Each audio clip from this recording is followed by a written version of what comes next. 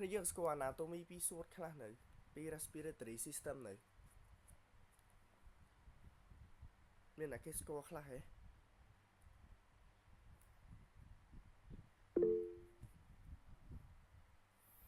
not yet អូខេអញ្ចឹងយើងទៅ brief anatomy សួតតិចទៅដោយសារមេរៀននេះវាតកតងមួយការ regulation ទៅលើសួត respiratory system របស់យើងហើយអានេះមិនបាច់ទៅជ្រៅពេកទេដោយសារមេរៀននេះវា too deep ពេកអញ្ចឹងមកអត់ចង់ឲ្យគ្នាយើងចំណាយពេលច្រើនក្នុងការមើលអាហ្នឹងឯងចាំរៀន histology របស់ pulmonary ចាំយើងមើលដល់ហ្នឹងតែអានេះវាគ្រាន់តែជា physiology ទេអញ្ចឹងយើងមិនបាច់ចូលទៅដល់ហ្នឹងហ្មងទេឥឡូវយើងរំលឹក anatomy របស់ respiratory តិចទៅអញ្ចឹងទី1 respiratory system របស់យើងគឺវាមានមុខងារដូចជា conducting zone respiratory zone អានេះតកតងជាមួយនឹង structure របស់វាមាន respiratory mucosa ហើយhistological feature របស់ respi ហ្នឹងថាវាផ្សំឡើងពីកោសិកាអីគេខ្លះហើយវាមាន pleural membrane ជាមួយនឹង pulmonary circulation អញ្ចឹងអាហ្នឹងតកតងមួយ anatomy ដែលយើងត្រូវដឹងអញ្ចឹងចូលមកដំបូងrespiratory របស់យើងហ្នឹងគឺវាត្រូវបាន organize ឡើងតាមរយៈការរួមផ្សំគ្នាពី structure ធំពីរដែលមាន conducting zone ជាមួយនឹង respiratory zone អញ្ចឹង zone 2ហ្នឹងគឺវាមានមុខងារខុសគ្នាទៅតាមឈ្មោះរបស់វាហ្នឹងអញ្ចឹងនៅពេលដែលយើងផ្សំគ្នារវាង conducting zone ជាមួយនឹង respiratory zone ចូលគ្នាទៅយើងបង្កើតបានជា respiratory system អញ្ចឹងនៅពេលដែលខ្យល់ដំបងឡើយមុននឹងចូលទៅក្នុងខ្លួនរបស់យើងចូលទៅដល់សួតហ្នឹងគឺវាត្រូវឆ្លងកាត់ conducting zone នេះសិនអញ្ចឹងកន្លែងនេះគេដាក់ថា conducting zone ហ្នឹងគឺជា airway system ដែលរៀបចំខ្យល់មុននឹងចូលទៅក្នុង gas exchange អញ្ចឹង gas exchange មានន័យថាកន្លែងដែលបណ្ដូរឧស្ម័នហ្នឹងកាត់ឡើងហើយ respiratory zone គឺកន្លែង exchange system មានន័យថាកន្លែងដែលបណ្ដូររវាងនេះបន្សាយរវាងអុកស៊ីហ្សែនជាមួយនឹង CO2 ហ្នឹងវាកាត់ឡើងអញ្ចឹងCO2 ហ្នឹងគឺជាឧស្ម័នមួយដែលជាកាកសំណល់បានពី metabolism នៅក្នុងខ្លួនរបស់យើងក្នុងពេលដែលយើង generate យកអុកស៊ីហ្សែនហ្នឹងទៅប្រើខ្លាយជាថាមពលអញ្ចឹងវាបានជាកាកសំណល់មកវិញក្នុងទម្រង់ជា carbon dioxide CO2 ហ្នឹងឯងអញ្ចឹងវាកាត់ឡើងនៅកន្លែង respiratory zone អញ្ចឹងការដែលវាធ្វើបែបហ្នឹងគឺវាធ្វើឲ្យមានការដឹកនាំខ្យល់ជាបន្តបន្ទាប់ពីបរិយាកាសខាងក្រៅរបស់យើងហ្នឹងចូលទៅក្នុង alveoli ចូលទៅដល់កន្លែង capillary interface ហ្នឹងមានន័យថាដល់ផ្ទៃនៃ capillary ជាមួយនឹងការប្រើប្រាស់ឬក៏ចំណាយទៅលើថាមពលតិចតួចបំផុត energy expenditure ហ្នឹងគឺការប្រើប្រាស់ថាមពលការចំណាយថាមពលមានន័យថាដើម្បីដកដង្ហើមចូលទៅហ្នឹងយើងមិនបាច់ផឹងខ្លាំងពេកទេយើងប្រើទៅថាមពលតិចតួចទៅបានហើយគឺយើងអាចដឹកនាំខ្យល់ចូលទៅក្នុង alveoli របស់យើងបានហើយអូខេឥឡូវយើងមកមើល structure នៅក្នុង respiratory system របស់យើងហៅថាប្រព័ន្ធដណ្ដកដង្ហើមអញ្ចឹងឲ្យតែកន្លែងណាដែលចូលរួមជាមួយក្នុងការដកដង្ហើមរបស់យើងគឺយើង consider វាថា respiratory system ហីអញ្ចឹងដូចជាច្រមុះនេះតាមពិតទៅច្រមុះហ្នឹងគឺជាគេចែកជា external nose ជាមួយនឹង internal nose ដែល internal nose នេះវានៅខាង posterior part នេះដល់ពេលនេះវានៅ anterior part អញ្ចឹង external nose ហ្នឹងគឺជាផ្នែកដែលយើងមើលឃើញអញ្ចឹង start ឡើងជាមួយនឹង nostril ហើយមក start មកដល់vestibule ហ្នឹងគឺជារុនច្រមុះនឹងឯងកន្លែងដែលដឹកនាំខ្យល់តាមរុនច្រមុះនឹងចូលទៅក្នុងហើយវានឹងត្រូវបានឆ្លងកាត់ទៅលើ structure មួយចំនួនទៀតយើងហៅថា conchae កន្លែងនេះ conchae វាមាន3វាមាន superior វាមាន middle ជាមួយនឹង inferior អញ្ចឹងដល់ពេលដែលខ្យល់ចូលមកវាត្រូវឆ្លងកាត់conchae ហ្នឹងអញ្ចឹងដល់ពេលដែលឆ្លងកាត់ conchae ហ្នឹងខ្យល់ត្រូវបាន moisture ជាមួយនឹង humidify មានន័យថាត្រូវបានផ្ដល់សំណើមជាមួយនឹងកម្ដៅខ្យល់ហ្នឹងអញ្ចឹងខ្យល់ដែលចូលទៅហ្នឹងត្រូវធ្វើម៉េចវាមានកម្ដៅសមស្របមួយសម្រាប់ឲ្យ respiratory system របស់យើងវាអាចទទួលយកបានបើត្រជាក់ពេកក៏អត់កើតដែរហើយខ្យល់ហ្នឹងត្រូវមានសំណើមទៀតអត់ឲ្យស្ងួតពេកទេអញ្ចឹងបានធ្វើឲ្យ respiratory system របស់យើងវាបំពេញមុខងារបានល្អអញ្ចឹងវាចូលមកដល់ conchae ហ្នឹងហើយ នៅក្នុងហ្នឹងគេហៅថា nasal cavity ចឹង nasal cavity វានៅប៉ុណ្្នឹងឯងមកចន្លោះហ្នឹងហើយ nasal cavity នឹងតមកជា pharynx គឺវាតពី nasal cavity រហូតមកដល់កន្លែង larynx ហើយនៅ esophagus នេះចឹងអានេះគេកាត់បែងចែកជា3បានជា nasopharynx oropharynx ជាមួយនឹង laryngopharynx ចឹង pharynx បាន3ហ្នឹងបន្ទាប់មកទៀតនៅខាងមុខនេះគឺជា larynx ដែលជាbox like structure មានថារាងដូចប្រអប់ចឹងហើយគេហៅវាថាបំពង់ខ្យល់នឹងឯងហើយវាមានតួនាទីក្នុងការដឹកនាំខ្យល់តពីpharynx នេះចូលមកក្នុង trachea នេះអញ្ចឹងអាហ្នឹងគឺជាមុខងាររបស់ larynx ហើយនៅពីក្រោយ larynx ហ្នឹងគឺវាមាន valve មួយដែលជួយឲ្យ esophagus របស់យើងហ្នឹងវាប្រៀបដូច valve ហ្នឹងអាហ្នឹងគេហៅថា epiglottis អញ្ចឹងវាជាអ្នកធ្វើឲ្យairway របស់យើងហ្នឹងបិទបើកនៅពេលដែលយើងញ៉ាំអាហារអញ្ចឹងនៅពេលដែលវាបិទអាហារគឺនឹងធ្លាក់ចូល esophagus អត់ធ្លាក់ចូលក្នុង trachea ទេគឺ prevent shocking ហើយបន្ទាប់មកទៀត larynx ហ្នឹងនឹងតចូលទៅជា trachea បែកមកត្រឹម T4 នេះនឹងបែកទៅជា carina ដែលជា cartilage ចុងក្រោយគេបង្អស់របស់ trachea ហ្នឹងហើយនឹងបែកមកខាងឆ្វេងមួយខាងស្ដាំមួយហើយstructure ពីរហ្នឹងខាងស្ដាំវាមានលក្ខណៈ wider មានន័យថាវារៀងធំហើយវារៀង straight ជាងអញ្ចឹងទើបធ្វើឲ្យសួតរបស់យើងមានការងាយនៅក្នុងការឆ្លក់ចូលទៅក្នុងខាងស្ដាំហើយtrachea ហ្នឹងបែកទៅបង្កើតបានជា bronchi ហើយ bronchi ហ្នឹងតច្រើនទៀតបង្កើតបានជា bronchiole ហើយ bronchiole ហ្នឹងនឹងបែកច្រើនតទៀតរហូតមកដល់ terminal bronchiole ហ្នឹងដែលកន្លែងមួយចុងបញ្ចប់នៃ respiratory នៃ conducting zone តចូលទៅក្នុង respiratory zone អញ្ចឹងអា terminal bronchiole នេះនឹងបែកតទៅទៀតរហូតមកដល់alveolar duct បែកតគ្នាបាន alveolar sac គឺមួយដុំដូចកញ្ចុំហ្នឹងគេហៅថា alveolar sac ហើយ alveolar sac ហ្នឹងមាន alveoli នីមួយនៅក្នុងហ្នឹងហើយ alveolar duct ហ្នឹងគឺជាកន្លែងមួយដែលដឹកនាំខ្យល់ចូលតពី terminal bronchiole ចូលទៅក្នុង alveoli ឬក៏ alveolus យើងនឹងឯង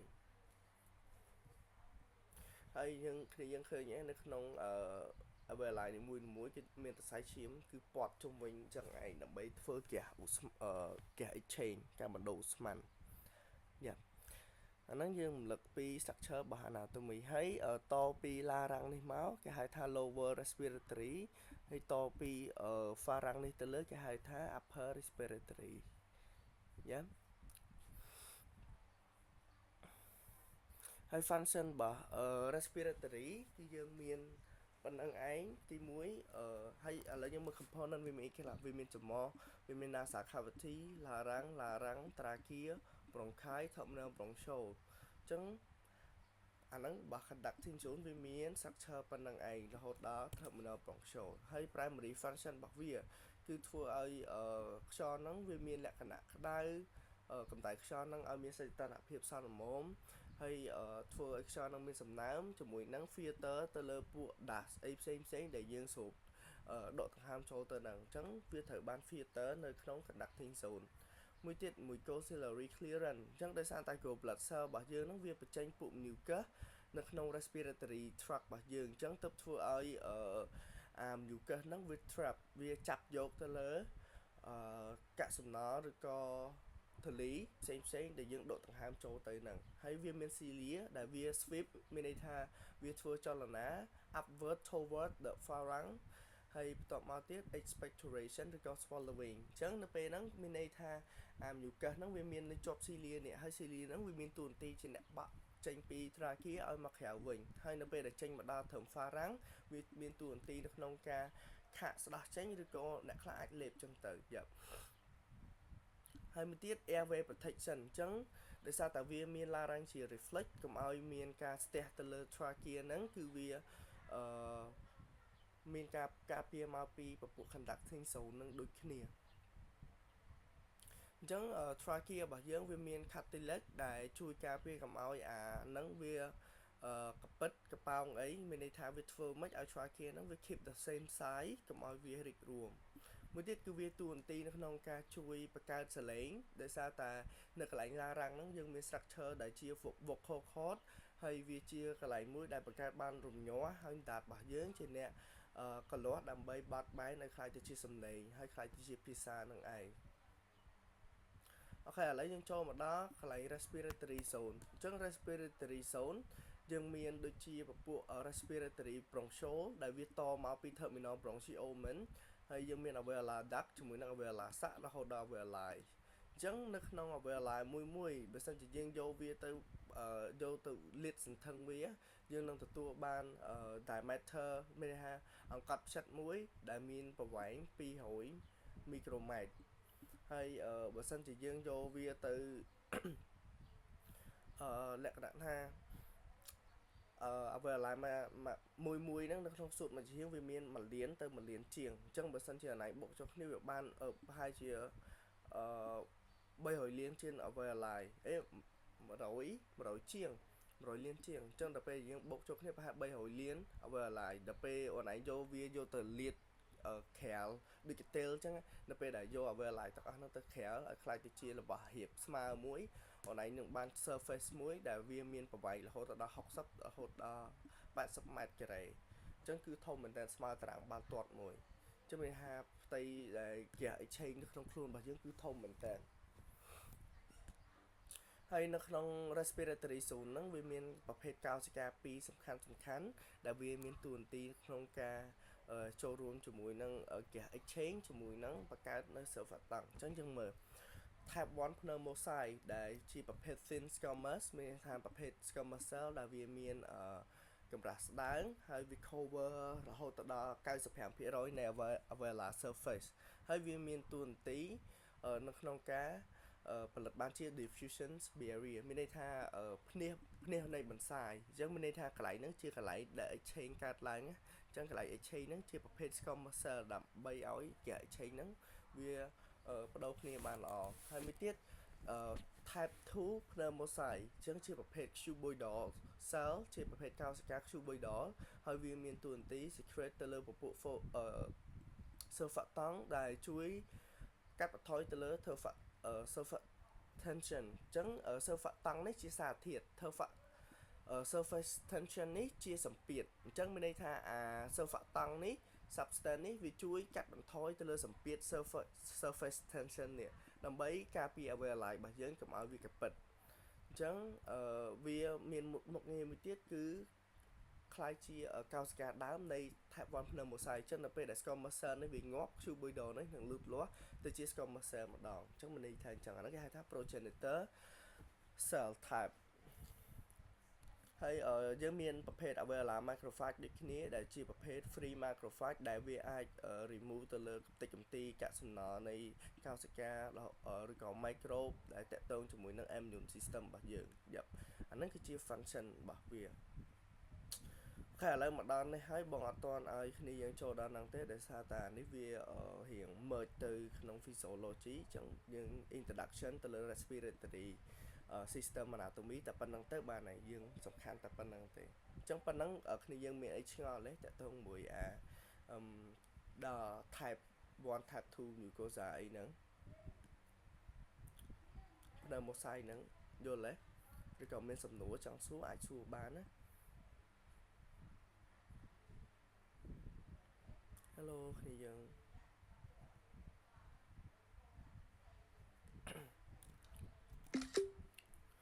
អូខេបើអត់ទេបងចូលមេរៀនថ្មីបងតម្លាក់មេរៀនហ្នឹងចូលគ្រប់ហើយអី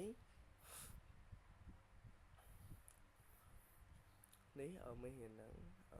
វារៀងខ្លីដែរទេប៉ុន្តែគ្រាន់ថា concept របស់វាចេញមកវារៀង complicate យើងរៀងពិបាកយល់អូខេគ្នាយើងមានសំណួរយល់អស់នៅតើតើមួយ anatomy របស់ respiratory zone គ្នាយើងជួយឆ្លើយមួយមកលឺហ៎អត់មានទេបងអូខេ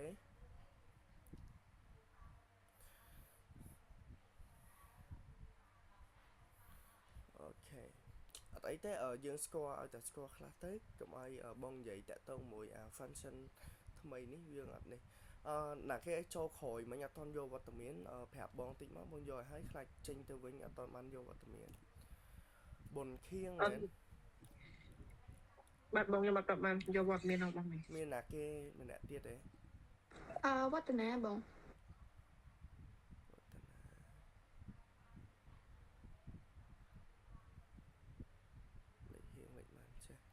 រឿងវឌ្ឍនា ចាបង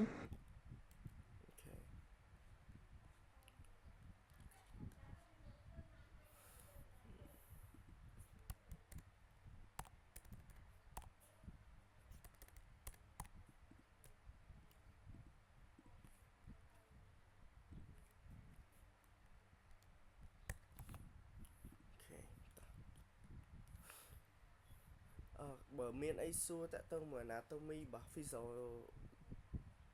respiratory system ហ្នឹងសួរបានសួរឲ្យហើយមកស្នុកបងបញ្យល់ clarify អស់ទៅព្រោះមិញបងរៀង wrap up ដែរមួយ plan អស់ហើយនេះបងខ្លាចគ្នាយើងអត់តាន់កន្លែងនេះ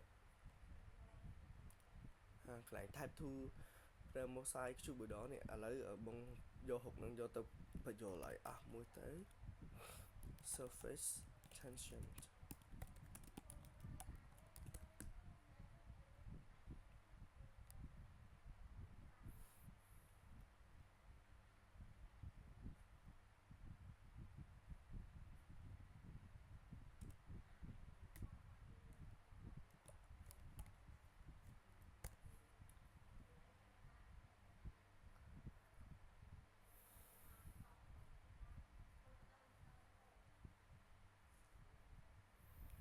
វា complicate ចឹងអាហ្នឹង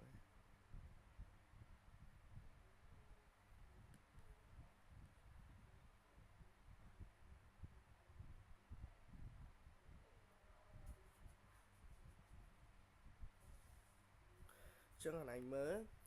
សួតរបស់យើងណាវាមិនត្រូវរីករួមអ្វីអាឡាយហ្នឹងអញ្ចឹងនៅពេលដែលយើងដកដង្ហើមចេញមកសួតរបស់យើងវាមិនត្រូវអានេះរួមនេះអានេះពេលយើងដកដង្ហើមចូលវាធំចាតែដល់ពេលដែលយើងដកដង្ហើមចេញវាមិនតូចប៉ុន្តែបើសិនជាអត់មាន surfactant ទេ surfactant ដែលជាសារធាតុ substance ចេញមកពី type 2 pneumocystis ហ្នឹងអនឡាញមើលសួតហ្នឹងវានឹងអត់ប៉ោងចឹងវានឹងកពិតដូចពេទ្យប៉ោងចឹងអនឡាញពេលអនឡាញដែលប្រឡែងខ្យល់ចេញពីពេទ្យប៉ោងឲ្យអស់ហេអាហ្នឹងគឺជាពេលដែលសួតអ្វីអាឡាយរបស់យើងវាអត់មាន surfactant ណាប៉ុន្តែនៅពេលដែលអនឡាញប្រឡែងអាខ្យល់ចេញពីពេទ្យប៉ោងនឹងអស់ហើយអនឡាញចង់ផ្លុំម្ដងទៀតវារៀងតឹងហើយត្រូវហើយអញ្ចឹងដោយសារតែសួតរបស់យើងវាឆ្លាតវាដឹងថានៅពេលដែលវា collapse ទៅពេលយើងដកដង្ហើមចូលវិញគឺតឹងហ្មងអាកន្លែងដំបងដើម្បីឲ្យអ្វីអាឡាយហ្នឹងហិចវិញយើងត្រូវប្រើកម្លាំងខ្លាំងអញ្ចឹងសួតរបស់យើងឆ្លាតដែលវាឲ្យ collapse តន់គឺវាទុក surfactant នៅក្នុងហ្នឹងដើម្បីឲ្យ keep over line ហ្នឹង open រហូត keep វាឲ្យវានៅប៉ុណ្ណឹងអត់ឲ្យវាកពិតចូលគ្នាអស់ហ្មងឯងយល់ទេអញ្ចឹងនៅពេលដែលយើងដកដង្ហើមចូលមកវិញគឺវាហិចពីហ្នឹងមកប៉ុណ្ណេះតែដល់ពេលយើងដកដង្ហើមចេញវិញវាសប៉ុណ្ណឹងវាស structure ប៉ុណ្ណឹងគឺដោយសារតែ surfactant ហ្នឹងឯងនេះ increase surfactant to alveolar surface area យល់អត់គឺ surfactant វាមានមុខងារអញ្ចឹងឯងអញ្ចឹងបើសិនជាអត់មាន surfactant ហ្នឹងទេគឺសួតរបស់អ្នកជំងឺគឺ collapse យកហ្មងគាត់កពិតយកហ្មងកពិតចូលគ្នាដូចពេទ្យប៉ោងសពៀតអញ្ចឹងណាពេលប្រឡែងខ្យល់អស់យល់ទេហើយបើសិនជាកពៀតអស់ចឹងសួរមានអីកាត់ឡើងដកដង្ហើមចូលទៅវិញទៅគឺអ្វីអាឡ័យហ្នឹងគឺពិបាកនឹងក្នុងការប៉ោងឡើងវិញហ្មងយល់ទេដោយសារអាហ្នឹងជា elasticity សារធាតុមួយដែលវាយឺតអញ្ចឹងអនឡាញដូចផ្លុំទៅប៉ោងអញ្ចឹងពេលដែលអនឡាញផ្លុំទៅដំបូងនៅពេលដែលវាអត់មានខ្យល់មែនតើណាតឹងអាល្មមពេទ្យប៉ោងហ្នឹងហិចតែដល់ពេលហិចហើយយើងផ្លុំតិចតិចក៏វាទៅហើយប៉ុន្តែនៅពេលដែលយើងប្រឡែងខ្យល់ចេញពីពេទ្យប៉ោងអស់ម្ដងទៀតហើយយើងចាប់ផ្ដើមផ្លុំម្ដងទៀតអាដំបូងដែលវាអត់ទាន់ប៉ោងហ្នឹងគឺវារៀងតឹងបន្តិចអញ្ចឹងអាហ្នឹងគឺជា same concept ដូចគ្នាកន្លែងហ្នឹងដែលវា secret surfactant ហើយវាជួយ reduce surface tension ហ្នឹងមានន័យថាមិនគឺជាសម្ពាធមួយដែលរុញអ្វីអាឡ័យអស់យើងឲ្យកពៀតចូលគ្នាជាវារុញអញ្ចឹងហ្នឹងជាសម្ពាធរបស់ surface tension អញ្ចឹងសម្ពាធហ្នឹងគឺរុញចូលគ្នាអញ្ចឹងដើម្បីឲ្យអីដើម្បីឲ្យអ្វីអាឡ័យរបស់យើងហ្នឹងកពៀតចូលគ្នាជាអាហ្នឹងគឺជា surface tension អញ្ចឹងដល់ពេលដែលយើងមាន surface តង់អញ្ចឹងទៅយើងមិនកាត់បន្ថយអាសម្ពាធហ្នឹងអញ្ចឹងអាសម្ពាធហ្នឹងចង់គឺវារុញបានសួតរបស់យើងក៏ពិតបានតែប៉ុណ្្នឹងឯងទៅវាស structure ហ្នឹងតែប៉ុណ្្នឹងរហូតនៅក្នុងសួតរបស់យើងហ្នឹងប៉ុណ្្នឹងតន់តែគ្នាយើងកន្លែងហ្នឹងយល់ទេតន់អូខេអញ្ចឹងមកឲ្យយល់កន្លែងហ្នឹងប៉ុណ្្នឹងណា ហើយកន្លែងនេះជាប្រភេទ type 1 pneumocyte អញ្ចឹង alveoli របស់យើងកើតចេញពីកោសិកាពីរហ្នឹងអញ្ចឹងមានន័យថាកោសិកាខ្លះគឺជាប្រភេទ squamous នេះ squamous ហើយទៅនៅចន្លោះ squamous មួយហ្នឹងវាមាន type 2 pneumocyte ដែលជាប្រភេទ cuboidal នេះអញ្ចឹងវានៅហ្នឹងអញ្ចឹងឯងអាហ្នឹងរបៀបដែល alveoli របស់យើងវាផ្គុំគ្នាបងចុះបើសិនបើអាប់ឡាយវានឹងក៏ពិតហ្មងវានឹងកាត់អីឡើងហ្មង វា collapse វាធ្វើឲ្យalveoli របស់យើងហ្នឹងពិបាកដកដង្ហើមចូលវិញហើយជួនកាលខ្លះវាធ្វើឲ្យសួតរបស់យើងហ្នឹងវាបាត់គេហៅ atelectasis អញ្ចឹងសួតរបស់យើងហ្នឹងគឺពិតយកហ្មងហើយដកដង្ហើមអត់រួចទេសួតរបស់យើងហ្នឹងខូចហ្មងមិនខូចទេមូលហេតុអីបានវាអាចឈានដល់នឹងចឹងបងទី1នៅក្នុងកុមារដែលឬក៏ក្នុងអំព្រីយ៉ូដែលគាត់ស្ថិតនៅចន្លោះអត់គ្រប់ខែគាត់កើតអត់គ្រប់ខែទី1វាធ្វើឲ្យសួតរបស់គាត់អត់ទាន់មានកោសិកា type 2 pneumocyte ហ្នឹងលូតលាស់ពេញលេញនេះអញ្ចឹងធ្វើឲ្យសួតរបស់គាត់អត់មាន surfactant បញ្ចេញមកដើម្បី reduce surface tension ហ្នឹងឯងអញ្ចឹងធ្វើឲ្យក្មេងហ្នឹងកើតមកបើសិនជាអនឯងកើតនៅខែ7 sorry ខែ8សួតរបស់គាត់អត់អាចមានសមត្ថភាពបញ្ចេញ surfactant នឹងពេញលេញទេប៉ុន្តែបើខែ7បញ្ចេញពេញលេញបងភ្លេចថាហេតុអីបាន embryonic កន្លែងហ្នឹងវារៀងប្រឆាស់គ្នាអញ្ចឹងបើសិនជាកូនហ្នឹងកើតមុនខែឧទាហរណ៍ថាកើតខែ8អញ្ចឹងកូនហ្នឹងអត់មានសមត្ថភាពដកដង្ហើមខ្លួនឯងទេដោយសារតែសួតរបស់គាត់ collapse ពេលសួត collapse ទៅវាចេញហុកចាក់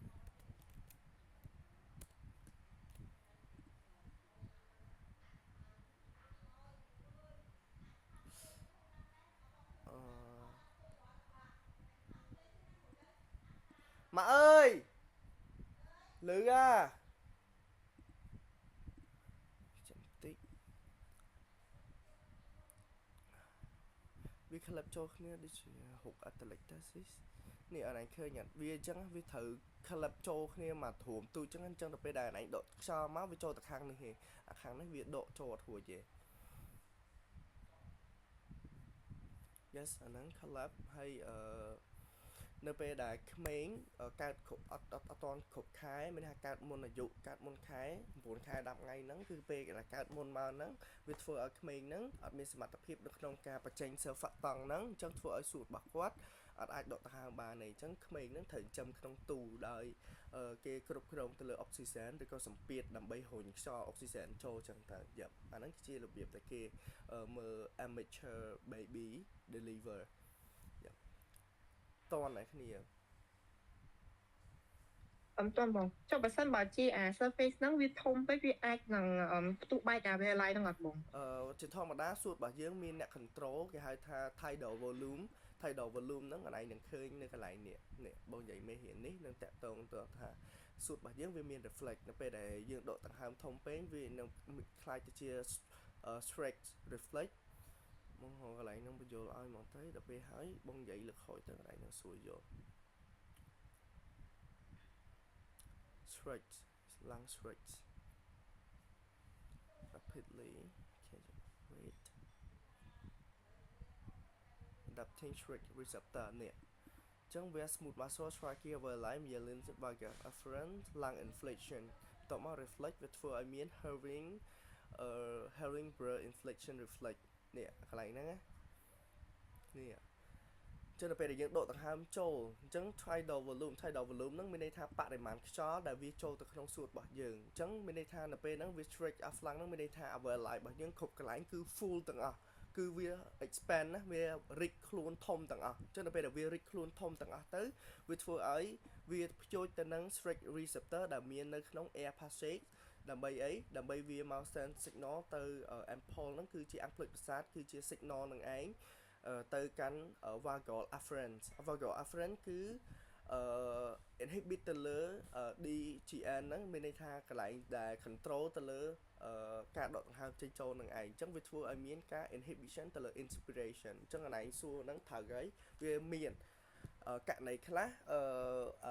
បែក alveoli ហ្នឹងគឺមិនបែកដោយសារតែយើងដកដង្ហើមខ្លួនឯងទេដោយសារតែយើងអត់អាចដកដង្ហើមខ្លួនឯងឲ្យបែកសួតបានទេលុះត្រាតែគេប្រើម៉ាស៊ីនហើយម៉ាស៊ីនហ្នឹងត្រូវបាន control អត់ល្អពីគ្រូពេទ្យដែលគាត់ដាក់ហ្នឹងគាត់ set tidal volume នេះខ្ពស់ពេកគឺគាត់ដាក់រហូតដល់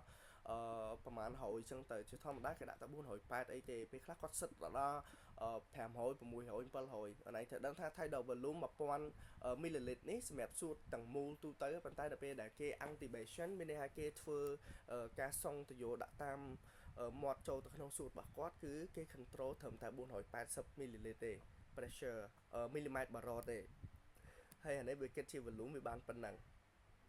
ចឹងដល់ពេលដែលឡាំងរបស់គាត់ stretch មានន័យថាសួតរបស់គាត់ហ្នឹងគឺដកដង្ហើមចូលអស់ហើយបើដកហ៊ានចូលតិចទៀតគឺផ្ទុះបែក alveoli ហើយចឹងគឺវាមាន receptor របស់វាហ្នឹងឃើញទេគេហៅថា stretch receptor ដើម្បីជាអ្នកចាប់យកចឹងបើសិនជាសួតរបស់យើងពេញខ្លាំងគឺគេប្រាប់គេផ្ដល់ជាសញ្ញាហើយគេផ្ដល់អាំងភ្លេចប្រសាទរុញទៅដើម្បីឲ្យមានការផ្អាកនេះ inhibition ហ្នឹងគឺការ stop មានថាការបញ្ឈប់ទៅលើការ inspiration នេះចឹងយើងធ្វើការ expiration ចេញម្ដងយល់ទេយ៉ាប់អាហ្នឹងគឺបងនឹងនិយាយដែរតើតើមួយមេរៀនហ្នឹងទទួលបានទេបានបងអូខេអញ្ចឹងយល់ទេថាសួតរបស់យើងគឺมันអាចដកដង្ហើមឲ្យប្របែកសួតខ្លួនឯងបានในលុះត្រាតែគ្រូពេទ្យហ្នឹងគាត់ដាក់សិតម៉ាស៊ីនហើយម៉ាស៊ីនហ្នឹងវាដាក់ខ្លាំងពេកទៅវាបែកនឹងឯងយល់សុំតិចបងសុំទៅយកទឹកញ៉ាំមួយសិនហៀងស្អប់ខ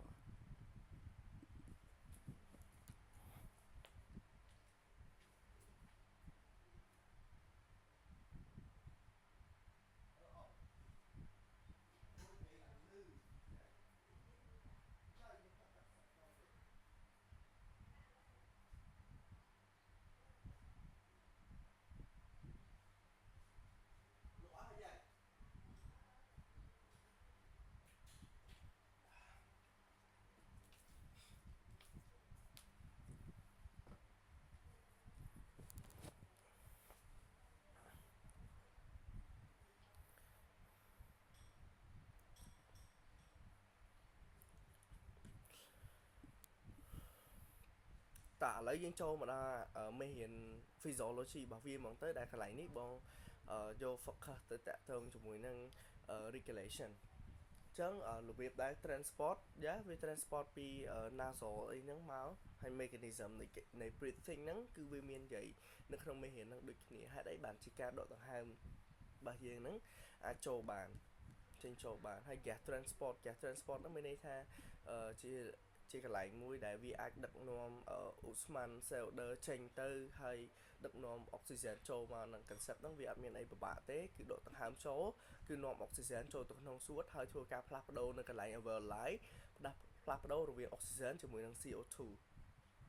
ហើយអញ្ចឹងណាគេអ្នក regulation អញ្ចឹង regulation ហ្នឹងគឺជាអ្នកគ្រប់គ្រងអ្នកសម្របសម្រួលយល់ទេអញ្ចឹងអាហ្នឹងគេដាក់ថា regulation ឥឡូវយើងចូលមកដល់កន្លែង regulation of respiration អញ្ចឹងយើងនឹងនិយាយអំពី respiratory center ថាតើអ្នកនៅកន្លែងណាគេដែលមានតួនាទីនៅក្នុងការគ្រប់គ្រងទៅលើការដកដង្ហើមរបស់យើងហ្នឹងមួយទៀតគឺ generation of the stimulation impulse អញ្ចឹងថាណាគេអ្នកបង្កើតបានជាសញ្ញាយើងឆ្ងល់ថាហេតុអីបានយើងពេលខ្លះដឹកឃើញចង់ដកដង្ហើមខ្លួនឯងបានតែពេលខ្លះភ្លេចខ្លួនវាដកដង្ហើមខ្លួនឯងអញ្ចឹងអាហ្នឹងសិតតែមានអ្នក generate បង្កើតឲ្យមានការ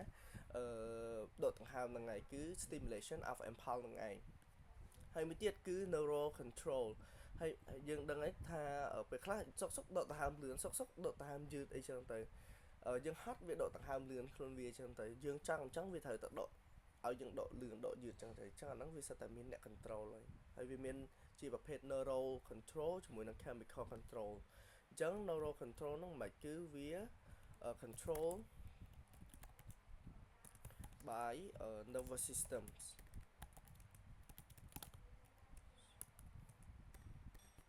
and chemical control នេះ by chemical substance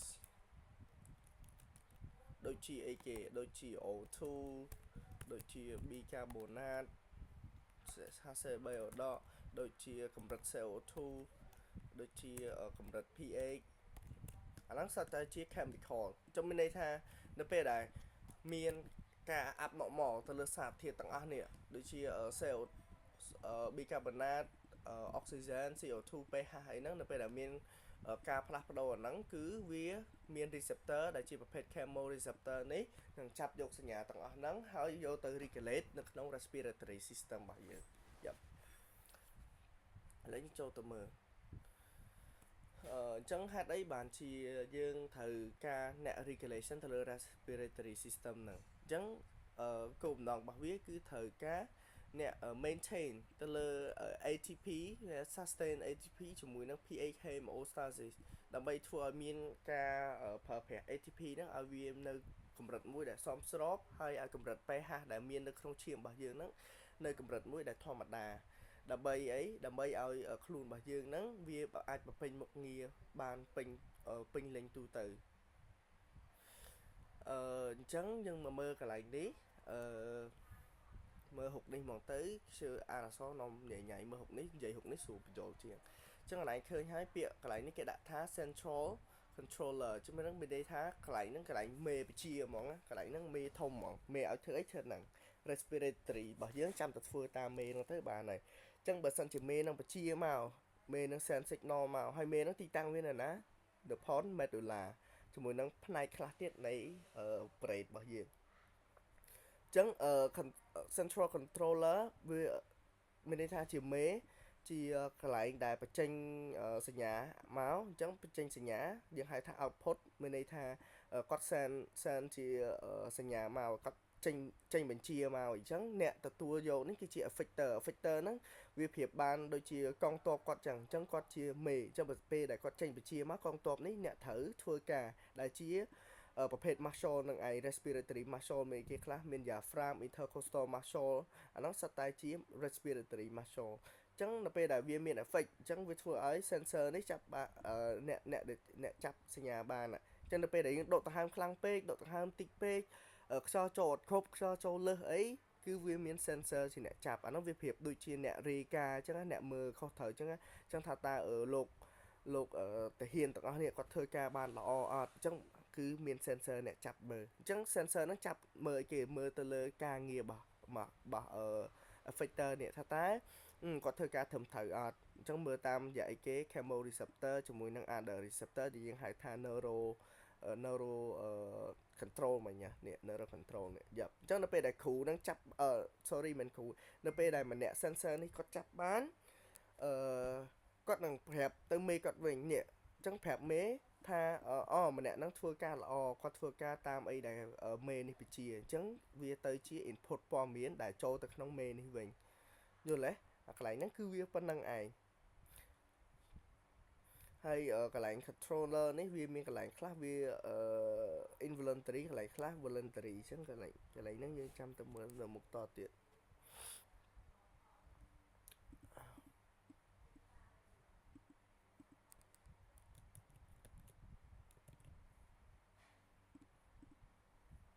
sorry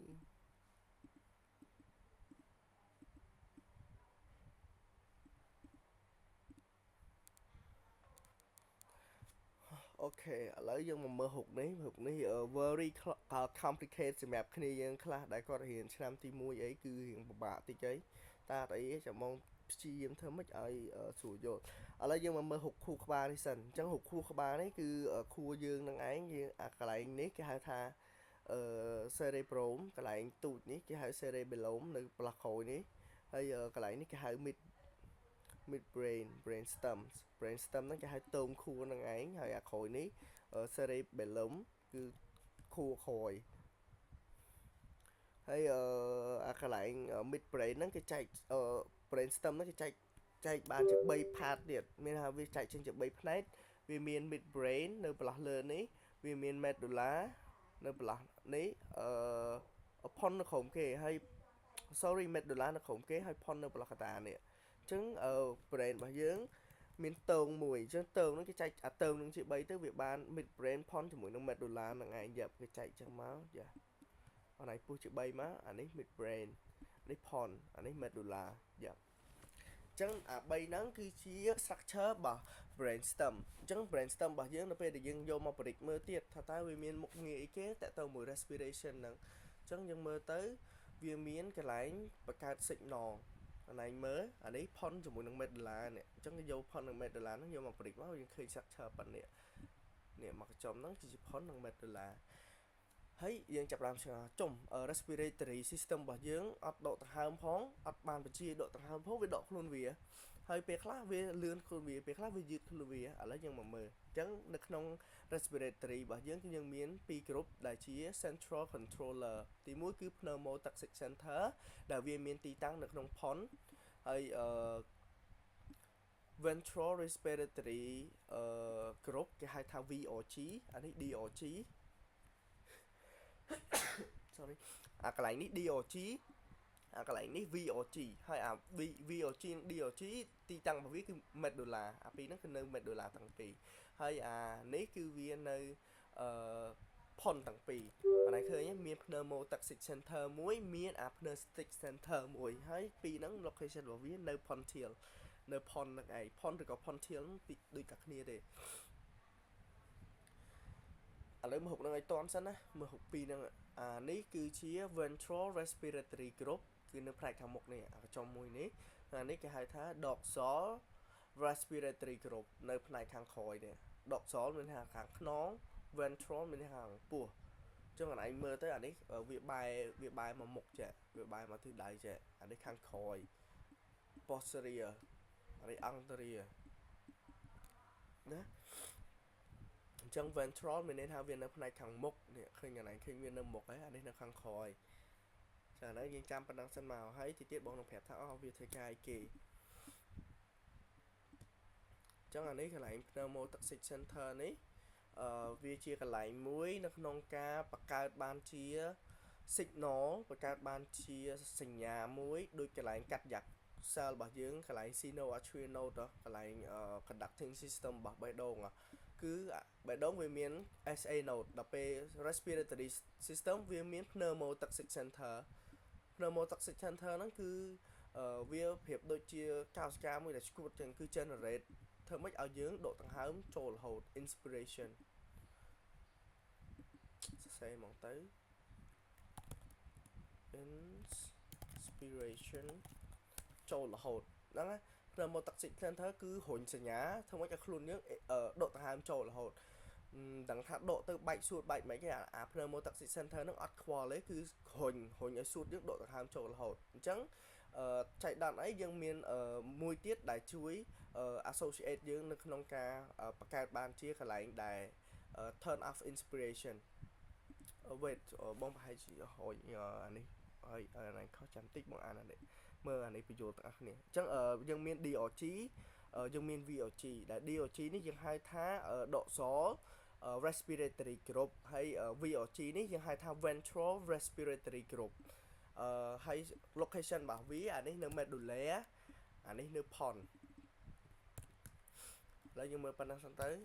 ឲ្យយល់កន្លែងហ្នឹងសិន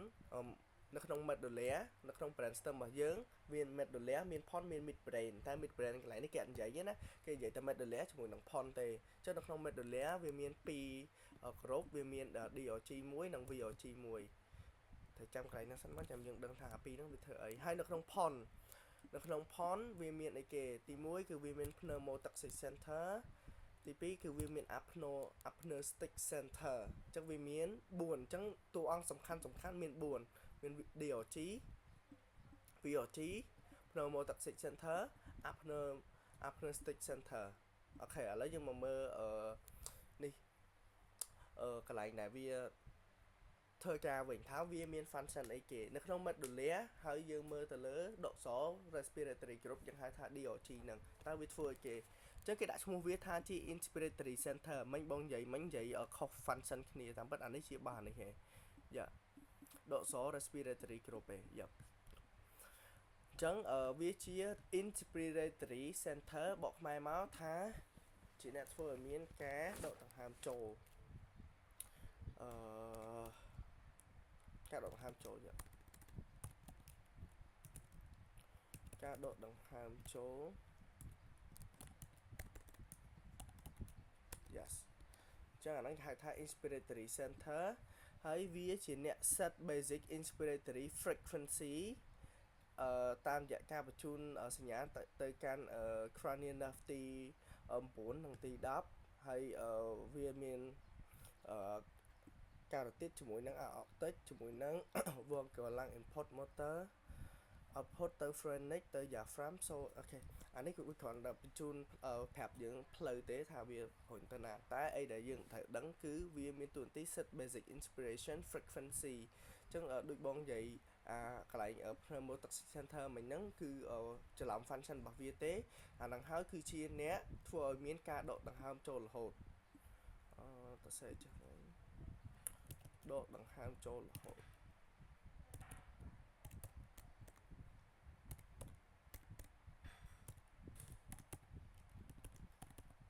ហ្នឹងអាហ្នឹងគឺបើសិនជាអត់មានអ្នកគេមកកាត់ផ្ដាច់វាទេគឺវារុញសួតយើងដកដង្ហើមទៅបែកខ្ទេចហ្នឹងអាហ្នឹងគឺវាកាត់ឡើងមកពី DRG ហើយឥឡូវយើងមកមើលទុកអាហ្នឹងបន្លែកសិនឥឡូវយើងមកមើលមុខងារថ្មីមួយទៀតអញ្ចឹងយើងចូលមកដល់ VRG អញ្ចឹងវាដាក់ថា likely quiet rest មានន័យថាជាធម្មតាអាហ្នឹងគឺវាសម្រាកទេកន្លែងហ្នឹងគឺវាអត់ធ្វើការអីទេកន្លែង ventral respiratory group ហ្នឹងគឺវាមានតួនាទីនៅក្នុងការជួយ associate ទៅលើការ expiration អញ្ចឹងវាធ្វើការនៅពេលណានៅពេលដែលយើងហាត់ប្រាណនៅពេលដែលយើង active ខ្លាំងនៅពេលដែលយើងអស់កម្លាំងនៅពេលដែលយើង stress អីចឹងទៅអញ្ចឹងពេលហ្នឹងហើយទើប VRG នេះវាធ្វើការជាធម្មតាវា likely quiet at rest អញ្ចឹងមានថាពេលដែលយើងអត់ធ្វើអីពេលដែលយើងសម្រាកពេលដែលយើងអត់សូវធ្វើការអីគឺវាអត់មាន function ទេអញ្ចឹងវាធ្វើការនៅពេលណានៅពេលដែលយើងមាន exercise យើងហាត់ប្រាណយើងមាន activity ច្រើនយើងហត់យើង stress ចឹងទៅអញ្ចឹងគេដាក់ថាវាជា active expiration ហើយនឹង high drive អញ្ចឹងនៅពេលដែលវាធ្វើការវាធ្វើអីគឺវាជួយឲ្យយើងមានការដកដង្ហើមចេញហ្នឹងវាបានច្រើនបានធូរជាងពេលដែលយើងអត់ប្រើប្រាស់ទៅលើ system មួយហ្នឹងចឹងអាហ្នឹងយើងទុកវាមួយ like សិនទៅដោយសារតែវាមិនមែនជាតួអង្គសំខាន់ទេតួអង្គសំខាន់មួយទៀតគឺ pneumotoxic center នេះវានៅផ្នែក upper pond ហើយវា turn off inspiration ឥឡូវអានេះមើលពាក្យនេះអានេះវា turn off ហ្នឹងមានន័យថាវាមិនវា stop អីយ៉ា stop ឬក៏ block inspiration អញ្ចឹងវាធ្វើការ associate ជាមួយនឹងDr. G នេះឈួតនេះអញ្ចឹងឈួតនេះគឺវារុញឲ្យមានការដកដង្ហើមចូលរហូតអញ្ចឹងណាគេដែលធ្វើឲ្យមានដកដង្ហើមចេញបានគឺ pneumotoxic center ហ្នឹងនឹងកាត់សញ្ញាដកដង្ហើមចូលនេះយល់ទេអញ្ចឹងនៅពេលដែលយើងដកដង្ហើមចូលដកភឹបpneumotoxic center នេះថាបានហើយគេ stimulate មកវាឯងកន្លែងreceptor strength receptor នៅក្រោមអីអញ្ចឹងវាទទួលបានសញ្ញាថាសួតរបស់យើងពេញហើយអញ្ចឹង pneumotoxic center នេះនឹងរុញសញ្ញាទៅកាត់DRG នេះកុំឲ្យវាដកដង្ហើមចូលទៀតអញ្ចឹងបង្កើតបានជាការដកដង្ហើមចេញនឹងឯងយល់ទេកន្លែងហ្នឹងគឺ concept វាបែបហ្នឹងឯងវាមាន limit tidal volume ហេតុអីដោយសារតែយើង set មកដូចមិញហ្នឹង 1000 ml គឺគ្រប់ហើយ1000 ml គឺគ្រប់ tidal volume របស់គេហើយគឺសួតរបស់យើងពេញហើយមួយទៀតក៏វាជួយក្នុងការបង្កើតបានជា rate ដែរអញ្ចឹងបើសិនជាអានឹងកាត់ញឹកវា regulate ទៅលើrhythm ឬក៏ rate of respiratory RR របស់យើងrespiratory rate យើងហៅ RR ដែលក្នុងនេះរបស់យើងវានៅចន្លោះពី12ទៅ20RR rate របស់យើងធម្មតាអញ្ចឹងមានន័យថាចង្វាក់ដង្ហើមរបស់យើងគឺវាត្រូវបាន regulate ឬក៏ជួយ associate ដោយ pneumotoxic center ហើយបើអត់មាន pneumotoxic center ទេសួតរបស់យើងនឹងដកដង្ហើមរហូតដក inspiration ចូលរហូតគឺអត់មានការដកចេញទេគឺមានតែការដកចូលដោយសារតែ DRG ហ្នឹងវាមានសញ្ញាតែមួយនឹងឯងគឺ set basic inspiration គឺបែបហ្នឹងឯងហើយសួរថាpneumotoxic center នេះវាមានតួនាទីធ្វើអីគេអញ្ចឹងគេប្រាប់ថាទីតាំងរបស់វានៅ lower pond វាមានតួនាទី tonic inspiration drive stimulate produce apnosis prolong inspiration អញ្ចឹងនៅពេលដែលយើង stress យើងមានការដែលកង្វះទៅលើអុកស៊ីហ្សែននៅក្នុងខ្លួនអញ្ចឹងឬក៏យើងត្រូវការធ្វើឲ្យ rhythm ចង្វាក់ដង្ហើមរបស់យើងហ្នឹងវា long វាវែងជាងមុនអញ្ចឹងគឺវាមានការជួយពី pneumotoxic center នេះទៅអញ្ចឹងនៅពេលដែលណៃចង់ដកដង្ហើមធំចង់ដកដង្ហើមវែងចង់ដកដង្ហើមជ្រៅហ្នឹងគឺមានការជួយ associate មកពី apnea stick center អញ្ចឹងអាពីរអ្នកនេះ VRG ជាមួយនឹង apnea stick center នេះគឺជាអ្នកជួយ regulate តទេ associate function ទៅនឹង DRG ជាមួយនឹង apnea pneumotoxic center ទេអាពីរនេះជាអ្នកមានតួនាទីសំខាន់ប្រចាំថ្ងៃ Dr. G ជាមួយនឹង apnea stick center នេះអញ្ចឹងបើអាពីរហ្នឹងវាអត់ធ្វើការយើងរងថ្ងៃពិបាកតិចណាឥឡូវយល់ហើយកន្លែងហ្នឹងកន្លែងទទួលបានហ៎មានអីឆ្ងល់មានអីអត់យល់ហ៎ Hello យល់បង យល់ហើយគ្នាយើង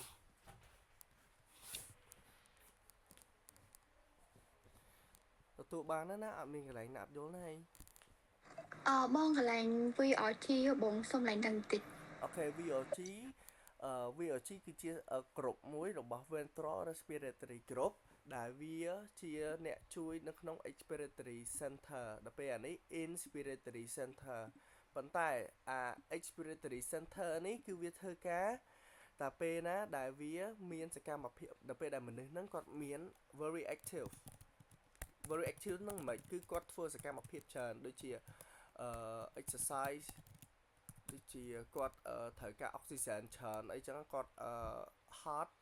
yes គាត់ hot ហើយគាត់ stress មានន័យថាពេលហ្នឹងมันត្រូវការអុកស៊ីសែនច្រើន stress ហ៎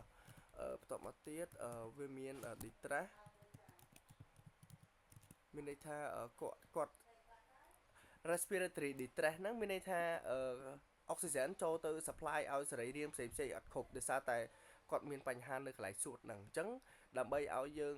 បានអុកស៊ីសែនគ្រប់គឺអា expiratory center ហ្នឹងជួយចុះបើសិនជាចោល cellular ច្រើននៅក្នុងខ្លួនរបស់យើងគឺវាជួយឲ្យការដកដង្ហើមចេញចូលអាចចេញហ្នឹងវាច្រើនទៅពេលដែលវាចេញយូរទៅវាធ្វើឲ្យអុកស៊ីសែនcellular ហ្នឹងវាចេញពីខ្លួនឆាប់អស់វាធ្វើឲ្យខ្លួនរបស់យើងហ្នឹងឆាប់ normal មកវិញយល់ទេអញ្ចឹងវាជាធម្មតានៅពេលដែលយើងសម្រាកយើង rest មានន័យថាយើងគេងឬក៏យើងធម្មតាទេយើងអត់សូវមានសកម្មភាពខ្លាំងទេអត់ active ទេអាហ្នឹងគឺវាខ្វាយអត់មានថាវាស្ងាត់វាអត់មានមុខងារអីទេយល់អត់ យល់បងយល់ អូខេអាហ្នឹងវាប៉ុណ្្នឹងឯងហើយអានេះគឺជារបៀបដែលវាបង្កើតបានជា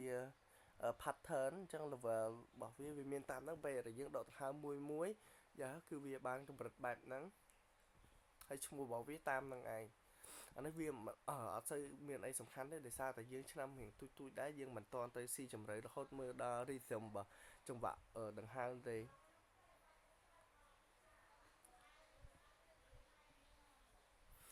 ឡូវយើងចូលមកដល់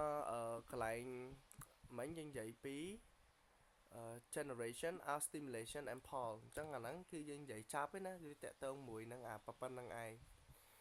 ឥឡូវយើងយកមកដល់ neural control ម្ដងមានន័យថាអ្នកចាប់យក signal neural control អញ្ចឹង neural control របស់យើងមានប្រមាណយើងមាន3យើងមាន voluntary ជាមួយនឹង autonomic tract យើងមាន vagal pulmonary mechanoreceptor ជាមួយនឹង chest wall muscle proprioceptor យ៉ាយើងមាន3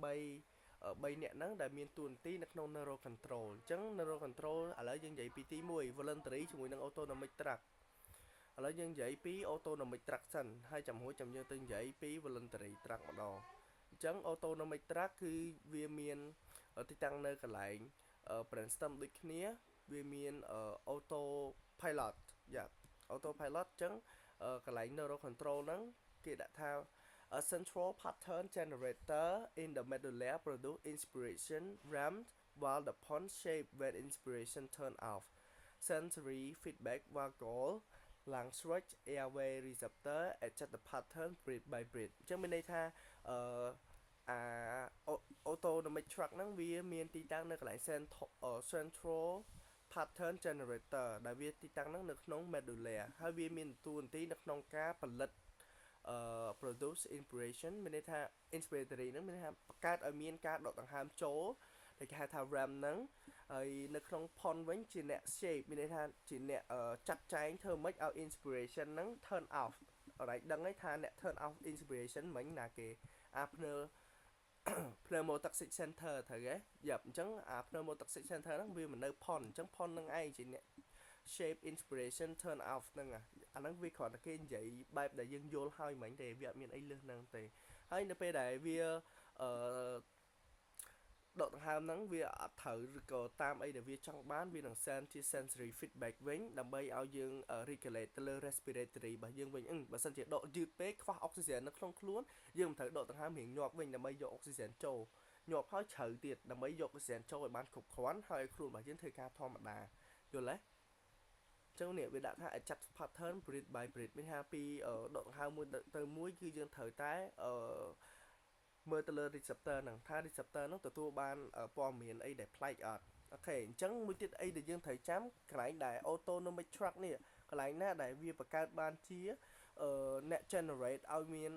សញ្ញាហ្នឹងកើតឡើងរហូតគឺ Preboscinger complex អញ្ចឹង Preboscinger complex ហ្នឹងគឺជាកន្លែងមួយដូចបើយើងប្រៀបទៅបេះដូងវិញវាប្រៀបបានជា sinoatrial កន្លែង SA node អញ្ចឹងគឺកន្លែងហ្នឹងជាអ្នករុញសញ្ញាឲ្យកើតឡើងរហូតមិនបាច់ណាធ្វើអីវាគឺវាបញ្ជូនសញ្ញាទៅឲ្យ inspiration ចូលរហូតអាហ្នឹងគឺ Preboscinger complex yes អញ្ចឹងវាអ្នករុញ signal ទៅ DOG របស់យើងនៅនេះអញ្ចឹងអាកន្លែងនេះហើយជាអ្នកបង្កើត signal ដំបូងគេ Preboscinger complex ទៅវារុញមក DOG ឲ្យដឹកនាំសញ្ញាហ្នឹងតាមរយៈnerve ទី10ហើយ nerve ទី9ទី10ហ្នឹងនឹងតភ្ជាប់ជាមួយនឹង respiratory receptor ហើយ muscle respiratory muscle ហ្នឹងនឹងធ្វើឲ្យមានការ inspiratory ចូលរហូតអាហ្នឹងបង្កើតបាន concept ហ្នឹងប៉ុណ្ណឹងហើយឥឡូវយើងចូលមកដល់ voluntary tract វិញអញ្ចឹង cortical control អញ្ចឹងឈ្មោះវាដូចគ្នាទេ voluntary tract ជាមួយនឹង cortical control អញ្ចឹងវាមានតួនាទីជាពី cortical cortex មានន័យថានៅផ្នែកខួរក្បាលរបស់យើងហើយនៅផ្នែក cortex ឲ្យមានការ drive ឬក៏ suppress breathing for behavior អញ្ចឹងមានន័យថាវា control ហ្នឹងវា control តាមរយៈការដែលយើងអាចបញ្ជាបានដោយខ្លួនយើងណាបើសិនជាកន្លែង autonomic tract នេះយើងបញ្ជាអត់បានទេប៉ុន្តែនៅកន្លែង voluntary tract នេះយើងបញ្ជាបានយើងចង់ឲ្យយើងដកដង្ហើមក៏បានអត់ក៏បានដែរអញ្ចឹងដូចជាពេលដែលយើងនិយាយអញ្ចឹងនៅពេលដែលយើងនិយាយគឺយើងត្រូវដាច់ខាតហើយគឺយើងអត់អាចដកដង្ហើមផងនិយាយផងបានទេមួយទៀតពេលដែលយើងច្រៀងអញ្ចឹងយើងអត់អាចនិយាយផងច្រៀងដកដង្ហើមផងច្រៀង sorry យើងអាចច្រៀងផងដកដង្ហើមផងបានអញ្ចឹងមានន័យថាអាហ្នឹងគឺវាបញ្ជាមកពី voluntary tract នៅ cortical control នឹងឯងឬក៏ពេលដែលខ្លះយើងសុកយើងចង់ hold breathing មានថាយើងខ្ទប់ដង្ហើមខ្លួនឯងយើងអត់ចង់ឲ្យវាដកហើយពេលខ្លះផ្លុំខ្យល់យើងចង់ផ្លុំអីយើងផ្លុំបានយើងបញ្ជាវាបានយ៉ាឬក៏ voluntary hyperventilation ហ្នឹងមានន័យថាយើងដកដង្ហើមចូលឲ្យជ្រៅឲ្យវែងអញ្ចឹងអាហ្នឹងគឺយើងអាចបញ្ជាបានទាំងអស់អាហ្នឹងវាកើតមកពី voluntary tract ដែលវានៅ cortical control ឥឡូវអនឯងមើល cortex វានៅណានេះខួរក្បាលយើងវាមានផ្នែក2 medulla cortex ហើយនៅអាកន្លែងY matter នេះ dura matter នៅក្នុងនេះអញ្ចឹងអា cortex នេះវានៅផ្នែកខាងក្រៅអញ្ចឹងផ្នែកខាងក្រៅហ្នឹងហើយជាអ្នកបញ្ជាឲ្យយើងដកដង្ហើមក៏បានអត់ក៏បានចង់ឲ្យយើងច្រៀងចង់ឲ្យយើង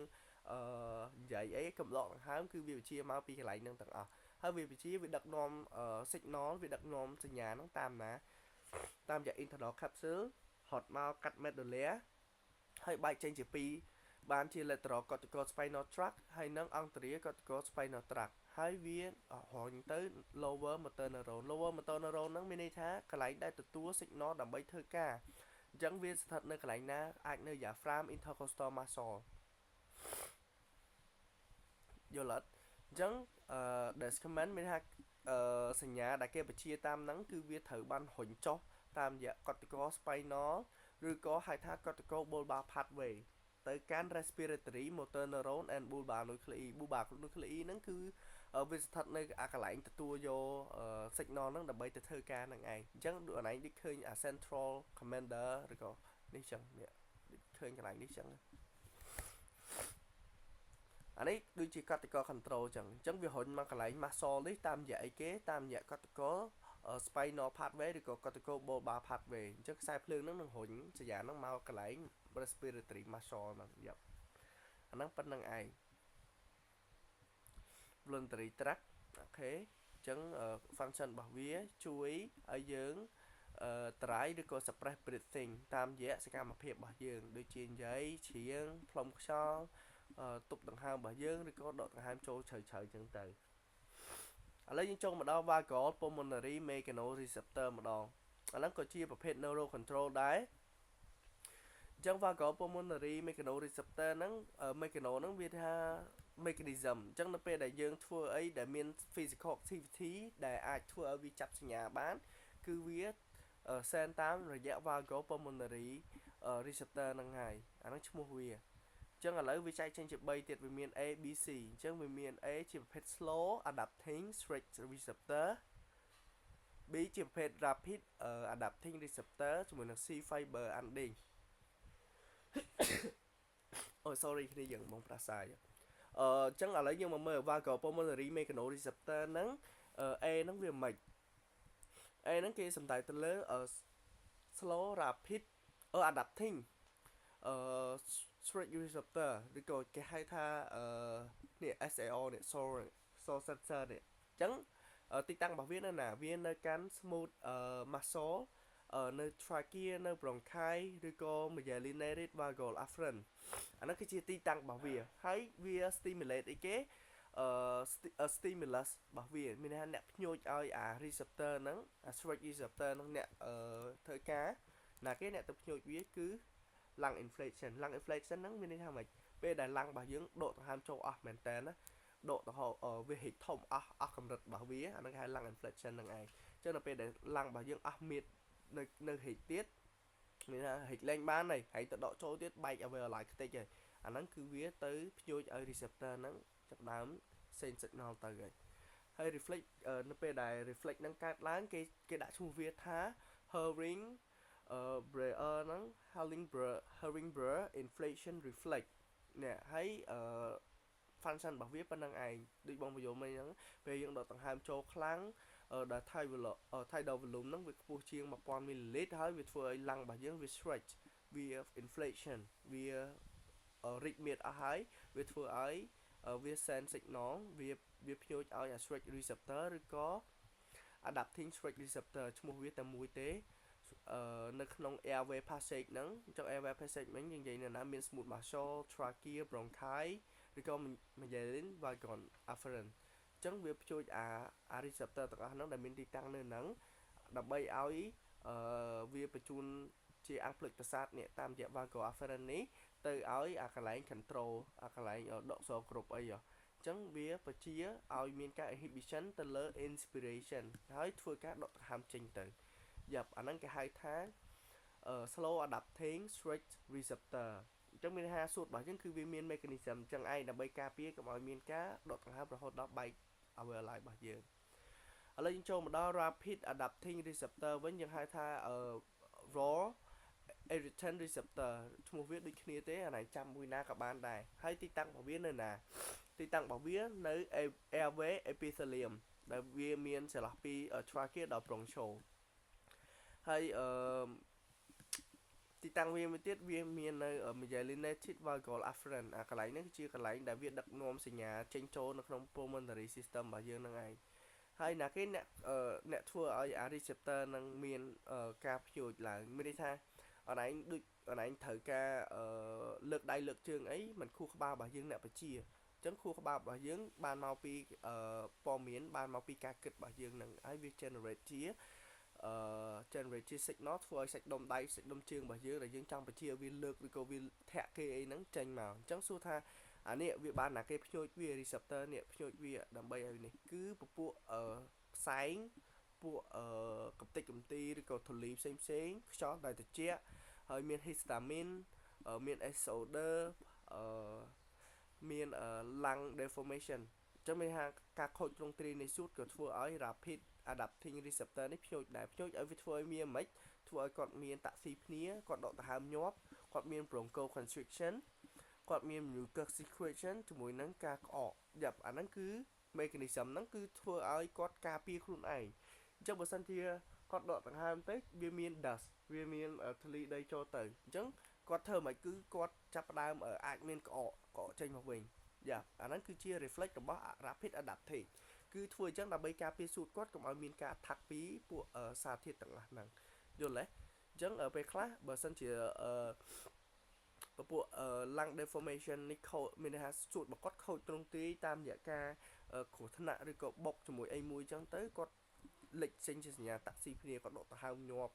គាត់មាន bronchoconstriction គាត់ហត់យកហ្មងគាត់ហត់ណាអាហ្នឹងណា bronchoconstriction ហ្នឹងណែនធុងថប់ធុងយកហ្មងមានន័យថាអា bronchus របស់គាត់ហ្នឹងវារួមទូចចឹងខ្យល់ចូលទៅអត់គ្រប់ចឹងគាត់ហត់គាត់ណែនធុងគាត់ថប់ធុងយ៉ាប់មួយទៀត mucus secretion មានន័យថាធ្វើឲ្យយើងហ្នឹងមាន slash មានអីចឹងទៅអញ្ចឹងមានន័យថាយើងបានដកដង្ហើមចូលទៅសារធាតុណាដែលវាប៉ះពាល់ទៅសួតយើងហើយអូខេអាហ្នឹងគឺ rapid adapting receptor ឥឡូវយើងចូលមកដល់ C fiber ending ឬក៏ J receptor អញ្ចឹង C fiber ending ឬក៏ J receptor ហ្នឹងឬក៏គេដាក់ថា congestion ឬក៏ chemistry sensor អញ្ចឹងវាធ្វើការនៅណាវាធ្វើការនៅក្នុង alveoli wall មានថាជាជាងរបស់ alveolus របស់យើងហ្នឹងជាមួយនឹង pulmonary vessel គេហៅថា Chata capillary សរសៃឈាមដែលនៅចិត្ត pulmonary vessel នឹងឯងហើយវានៅ unmyelinated valgal afferent ហើយណាគេអ្នក stimulate ឲ្យអា C fiber ending ហ្នឹងមានតួនាទីធ្វើការបានឬក៏ J receptor ធ្វើការគឺពពួក interstitial edema មានន័យថានៅសួតរបស់យើងវាមានកោសិកាផ្សេងៗទៀតហៅថា interstitial cell ឬក៏មានមួយទៀត capillary engagement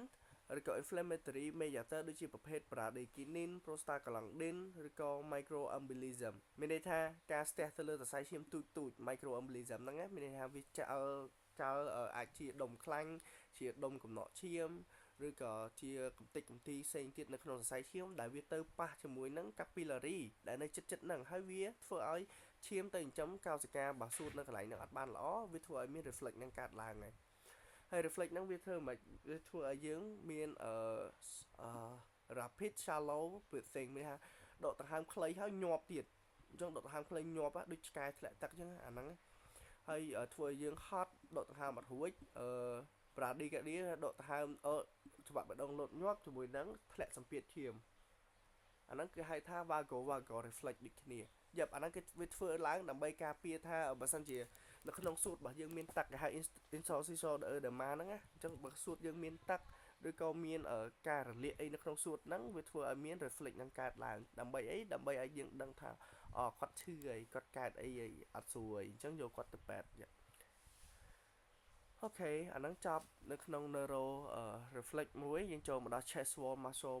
proprioceptive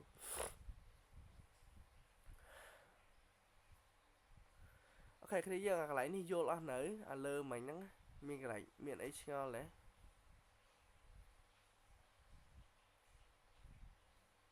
Hello តន់ខ្លះបងតន់ខ្លះមានអី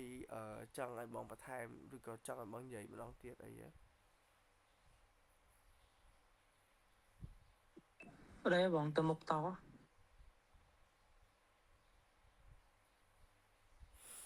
អូខេអញ្ចឹងយើងចូលមកដល់ chest wall ជាមួយនឹង muscle proprioceptor អាហ្នឹងគឺជាអ្នកចាប់យកសញ្ញាដូចគ្នាចឹងអានេះគេដាក់ថានៅពេលដែល intercostal គេដាក់ថាវាធ្វើការជាមួយគ្នាពួកហ្នឹងវាធ្វើការមានអីគេខ្លះមាន intercostal muscle spindle មានថាជាសរសៃសាច់ដុំរបស់ intercostal ហ្នឹងឯងវាមាន tendon organ ហើយទៅវាមុខងាររបស់វាមិនអញ្ចឹងវាចាប់យកsense load មានន័យថាបមាណដែលខ្យល់ចូលទៅក្នុងហ្នឹងឬក៏របៀបដែលយើងដកដង្ហើមចូលទៅនឹងថាយើងផឹងដកអត់អញ្ចឹងបើសិនជាវាផឹងឬក៏យើងដកដង្ហើមចូលទៅហ្នឹងអត់តន់គ្រប់ទេអញ្ចឹងនៅពេលដែល elastic ឬក៏ resistive load ហ្នឹង increase មានន័យថា elastic ហ្នឹងភាពដែលវាយឺតបើសិនជាអាភាពយឺតហ្នឹងវាកើនខ្លាំងនៅក្នុង alveoli របស់យើងអញ្ចឹងអាពេលដែល increase ហ្នឹងគេហៅថា compliant ធ្លាក់ចុះរកកើនឡើងអាហ្នឹងយើងមិនបាច់ខ្វល់ច្រើនទេយើងយល់តែអត្ថន័យ elastic ឬក៏ resistive load increase ឬក៏ decrease ទៅបានហើយវាផ្ទុយគ្នាទេអញ្ចឹងពេលហ្នឹងគឺ brainstem របស់យើងធ្វើឲ្យមានការ prolong inspiratory time ឬក៏ធ្វើឲ្យមានការ មានការហៅឲ្យចូលរួម recruit ហ្នឹងមានថាយើងហៅអ្នកផ្សេងឲ្យមកចូលរួមដូចជាពពួក accessory muscle ដើម្បីធ្វើឲ្យ tidal volume របស់យើងហ្នឹងវាគ្រប់អញ្ចឹងមានន័យថាបើសិនជាខ្យល់ចូលទៅក្នុងសួតនឹងអត់តន់គ្រប់ទេ brainstem របស់យើងហ្នឹងនឹងទទួលបានសញ្ញាឲ្យធ្វើម៉េចឲ្យ inspiratory time របស់យើងហ្នឹងនៅរៀងយូរជាងហ្នឹងតិចទៀតដើម្បីអីដើម្បីខ្យល់ចូលគ្រប់ទៅដើម្បីឲ្យ tidal volume របស់យើងគ្រប់ oxygen របស់យើងចូលទៅក្នុងខ្លួនគ្រប់ដូចគ្នាយ៉ាប់អាហ្នឹងគឺវាតកតងជាមួយនឹង chest wall ជាមួយនឹង muscle អញ្ចឹងបើសិនជា muscle របស់យើងក៏វាមាន elasticity ដែរអញ្ចឹងពេលដែល elasticity នឹងវាតឹងប៉ុន្តែវាតឹងអត់តន់អស់ទេអញ្ចឹងវាត្រូវការខ្យល់ចូលទៅទៀតអាហ្នឹងយើងពិបាកនិយាយដែរដល់ពេលដែលយើងអត់មានហុកអញ្ចឹងមានន័យថាអាភាពយឺតបងមិនដឹងថាត្រូវបកមិនឲ្យគ្នាយើងស្រួលយល់ណាឥឡូវយើងដឹងតែប៉ុណ្្នឹងទៅយើងបើពិបាកយល់មែនតើយើងចាំតែ term វា elasticity ឬក៏ resistive load នឹង increase វាធ្វើឲ្យ brainstem យើង prolong inspiratory time ប៉ុន្តែបើវា decrease វាធ្វើឲ្យ brainstem របស់យើងហ្នឹងdelay prolong ពាក្យវាផ្ទុយមកវិញវាធ្វើឲ្យលឿនជាងហ្នឹង quick inspiratory time ឬក៏វាអត់ឲ្យ accessory muscle មកជួយ preserve tidal volume ទេអញ្ចឹងវាផ្ទុយគ្នាប៉ុណ្្នឹងឯងហើយអាកន្លែងនេះវាតកតងជាមួយនឹង diaphragm mechano reflex អាកន្លែងហ្នឹងវាអត់ផ្លូវជា relate ជាមួយនឹងអា chest wall ជាមួយនឹង muscle proprioceptor ហ្នឹងប្រហែលនេះ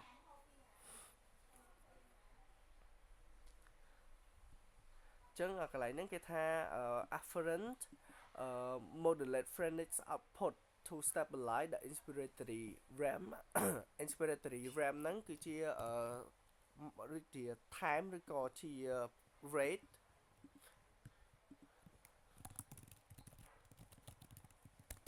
rate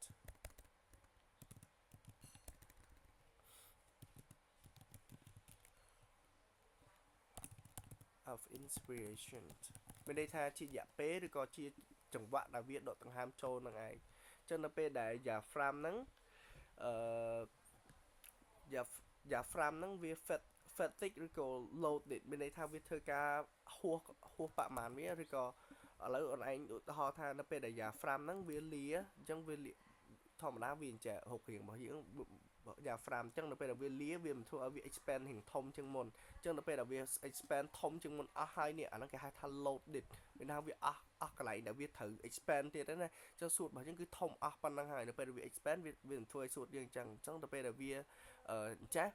វាបានទំហំតែប៉ុណ្ណេះទេប៉ុន្តែដល់ពេលដែលវា expand ទៅវាធ្វើឲ្យទំហំនៃchest cavity របស់យើងធំជាងមុនដែរអាហ្នឹងគឺគេចង់មានន័យអញ្ចឹងនៅពេលដែលវា fatigue នៅពេលដែលវា loaded ហ្នឹង afferent module phrenic នេះដែលជាកន្លែងដែលនាំសញ្ញាចូលទៅឲ្យអា diaphragm ហ្នឹងមានមុខងារនេះគឺវា send output គឺ send សញ្ញាទៅដើម្បី stabilize មានន័យថាអូខេប៉ុណ្ណឹងបានហើយឈប់ expand ទៀតវាអស់កន្លែងទៅ expand ទេអាហ្នឹងគេហៅថា diaphragm mechano reflex ហ្នឹងឯង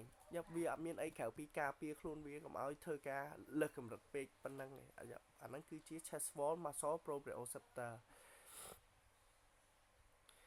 ឥឡូវយើងចូលមកដល់ chemical control ម្ដង chemical control ដូចមកប្រាប់មុនហ្នឹងអញ្ចឹងគឺវាធ្វើការតាមរយៈការ control ទៅលើពពួកchemical substance ដូចជាពពួកodor CO2 ហ្នឹងយ៉ាប់bicarbonate ជាមួយនឹង pH យ៉ាប់អានោះគឺជាអ្នកដែលវាធ្វើការជាមួយនឹងឯងចឹងគេដាក់ថា ventilation is continually adjust to keep arterial gas and pH tightly regulated ចឹងគេថាការដកដង្ហើមចេញចូលរបស់យើងគឺវាធ្វើការបន្ថែមបន្ថយជាបន្តបន្ទាប់ដើម្បីអីដើម្បីឲ្យ arterial gas pH មានថាកម្រិតនៃបរិមាណ pH នៅក្នុងឈាមរបស់យើងហ្នឹងត្រូវបានគ្រប់គ្រងបានល្អ regulated មានថាវាត្រូវបានគ្រប់គ្រងនៅចន្លោះដែលជាក់លាក់មួយជាក់ស្ដែងមួយដែលវាអត់ធ្វើឲ្យកោសិការបស់យើងខូចឬក៏ងាប់ទេយ៉ាអញ្ចឹងគឺ ventilation គឺជាអ្នកចូលរួមដូចគ្នាជាអ្នកជួយ associate ដូចគ្នាអញ្ចឹងគេដាក់ថា brainstem integrates central and peripheral input and set the motor output to the diaphragm intercostal accordingly អញ្ចឹងគេថាខួរក្បាលរបស់យើង brainstem ហ្នឹងគឺវាបកប្រែវាបញ្ជូនសញ្ញាទៅកាន់កន្លែង central ជាមួយនឹងperipheral អញ្ចឹង កន្លែង chemoreceptor ហ្នឹងវាមាន2ទី1គឺ central ទី2គឺ peripheral អញ្ចឹងទីតាំងរបស់វាមាន2ហ្នឹងមួយនៅ peripheral មួយនៅ central ដែល central វាចាប់ទៅលើពពួក CFF ដែលមានអ៊ីយ៉ុងហាស់បូកនៅក្នុងហ្នឹងដែលមានប្រូតុងហាស់បូកមួយហ្នឹងនៅក្នុងហ្នឹងហើយវាកើតចេញមកពីពពួក CO2 នេះអាប្រូតុងហ្នឹងហើយ peripheral វិញគេមើលនៅក្នុងអាតរីអញ្ចឹងគេមើលនៅក្នុងឈាមអាតរីអញ្ចឹងអានេះគេមើលនៅក្នុង CFF ហ្នឹងគេហៅថា cerebral spinal fluid ដែលជាទឹកខួរនឹងឯងទឹកខួរថ្លាហ្នឹងអាគេបូមពីឆ្អឹងខ្នងទៅហ្នឹងអញ្ចឹងគេមើលវាតាមរយៈអ៊ីយ៉ុងប្រូតុងហាបូកដែលនៅក្នុង central ហើយនៅក្នុង peripheral វិញគេមើលនៅក្នុងឈាមអាតរីដែលគេមើលទៅលើ partial pressure ដែលបងនិយាយថ្ងៃមុនហ្នឹង partial pressure របស់ CO2 ជាមួយនឹង partial pressure របស់ PCO2 PCO2 ហ្នឹងគេ carbon dioxide ហ្នឹងឯងហើយនឹង proton ហាប់បូកដូចគ្នាអញ្ចឹងនៅក្នុងឈាមអាតរីហ្នឹងគេអាចមើលទៅលើសញ្ញា3ហ្នឹងដើម្បីមើលថា peripheral របស់អ្នកជំងឺហ្នឹងគាត់ធម្មតាឬក៏អត់ដើម្បីឲ្យវាដើម្បី set motor output to the diaphragm and intercostal អញ្ចឹងបើសិនជាសមាសធាតុទាំងអស់នេះវាអត់ធម្មតានៅក្នុងខ្លួនរបស់យើងណាអញ្ចឹងខ្លួនយើងនឹងបញ្ជូនសញ្ញាអ្នក motor output នេះទៅកាន់ diaphragm ជាមួយនឹង intercostal muscle អញ្ចឹងបញ្ជូនទៅធ្វើអីដើម្បីឲ្យដកដង្ហើមដោយទៅសេរីសារធាតុហ្នឹងធ្វើម៉េចឲ្យមកធម្មតាវិញអូខេឥឡូវយើងមកមើលរូបនេះមកដើម្បីស្រួលយល់អញ្ចឹង central chemoreceptor អញ្ចឹងនៅពេលដែលយើងចាប់ផ្ដើមមើលថាតើគេ detect វាតាមរយៈអីគេ central មិនអញ្ចឹងគេនិយាយហើយគឺតាមរយៈ CFF វាហៅ cerebral spinal fluid គ្នាស្គាល់ CFF ហ្នឹងហ៎មានតែគេស្គាល់ទេ Hello ស្គាល់ CFF ហើយគ្នា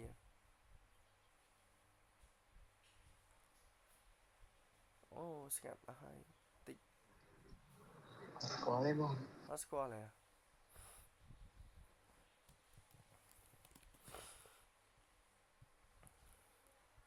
នេះ CFF គឺជាទឹកលក្ខណៈថាទឹកដែលនៅក្នុងចន្លោះខួរក្បាលរបស់យើងវានៅក្នុង subarachnoid space yes អញ្ចឹងកន្លែងហ្នឹងគឺវាមានតួនាទីវាកើតចេញពី choroid plexus ហ្នឹងទីតាំងវានៅក្នុង cavity នេះអញ្ចឹងដល់ពេលដែលវាបញ្ចេញមកគឺវាហត់វា flow តាម interventricular foramina ចូលទៅក្នុង ventricle របស់យើងដល់ពេលដែលហ្នឹងវា choroid plexus នៅក្នុង ventricle ហ្នឹងគឺវាចាប់ផ្ដើមបញ្ចេញ CFF more មានន័យថាជាទឹកខួរក្បាលហ្នឹងបញ្ចេញច្រើនទៀតដើម្បីហត់កាត់ពេញហ្នឹងហើយហត់កាត់ចឹងហត់ទៅអីដើម្បីទៅជួយការពារខ្លួនយើងពីការប៉ះទង្គិចផ្សេងពេលដែលយើងកវីពេលយើងអីខ្លាំងចឹងទៅធ្វើឲ្យខួររបស់យើងអត់មានការប៉ះទង្គិចផ្សេងដូចគ្នាហើយវាក៏ជាផ្នែកមួយដែលចាត់ទុកថា shock absorption ណាមានថាពេលដែលធ្លាក់ទៅក្រោយហើយបោកក្បាលទៅក្រោយអីរំញ័រដែលបោកហ្នឹងគឺវាត្រូវបានការពារដោយពួកទឹកខួរក្បាលហ្នឹងឯងគេហៅថា cerebral spinal fluid cerebral គឺសំដៅទៅលើខួរក្បាលដល់ពេល spinal គេសំដៅទៅលើខួរ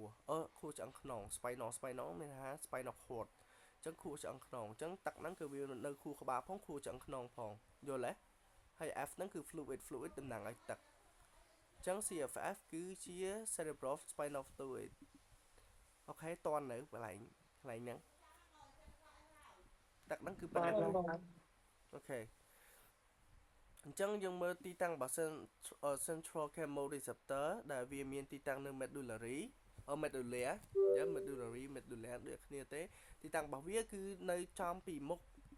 ចុះគេដាក់ថា ventral surface medullary surface គឺនៅពីមុខ medulla ហើយវានៅចិត្តកន្លែងចេញនៃឆ្អឹងមិនឆ្អឹងទេគឺ cranial nerve ទី9ទី10ហើយវាចិត្តទៅនឹង inspiratory area ហៅថា DRG ហ្នឹងចាអញ្ចឹងទីតាំងរបស់វាយើងមើលទៅគឺវានៅម្ដុំនេះអូខេអញ្ចឹងអាហ្នឹងគឺវាចាប់ដើម detect ឬក៏ធ្វើការនៅកន្លែងហ្នឹងអញ្ចឹងកន្លែងហ្នឹងវាមិនជា part មួយនៃខួរក្បាលអញ្ចឹងបើវាជា part មួយនៃខួរក្បាលវារុំព័ទ្ធដោយអីមិនដោយ CFF ដោយសារធាតុ cerebral spinal fluid អញ្ចឹង CFF វាមហត់កាត់ហ្នឹងឡើងពេញហ្នឹងអញ្ចឹងអាកន្លែងហ្នឹងហើយដែលជា receptor នេះទាំងអស់ហ្នឹងហើយវាជា receptor ដើម្បីជួយចាប់យកសញ្ញារបស់សារធាតុ CFF ហ្នឹងថាកម្រិតនៃ proton នេះធម្មតាអត់នៅក្នុងឈាម ដែល proton នឹងកើតចេញមកពីអីកើតចេញមកពី cell odor គោលបំណងរបស់វាគឺគ្រប់គ្រង CO2 នឹងទេដោយសារតែ respiratory system យើងមានសមត្ថភាពនៅក្នុងការបញ្ចេញ CO2 នឹងចេញទៅក្រៅត្រូវទេអញ្ចឹងគឺវាចង់ចាប់យកបរិមាណ CO2 នឹងនៅក្នុងខ្លួនរបស់យើងនឹងថាCO2 នៅក្នុងខ្លួនយើងលើសឬក៏ខ្វះវើយអញ្ចឹងបើសិនជាលើសឬក៏ខ្វះវា detect អីគេគឺ detect អ៊ីយ៉ុងអា proton បូកនេះដោយសារតែពេលដែល CO2 នេះនៅក្នុងខ្លួនរបស់យើងវាប៉ះមួយទឹកវាបង្កើតបានជាអា proton នេះអញ្ចឹង proton ហើយជាសារធាតុមួយដែលមាននៅក្នុង CFF អញ្ចឹងហើយបាទវា detect CFF ហ្នឹងដើម្បីដឹងថា CO2 នៅក្នុងហ្នឹងតិចឬក៏ច្រើនឥឡូវគ្នាយើងយល់ត្រង់ហ្នឹងនៅតើណាតើណាគ្នាយើងឲ្យលឿនពេក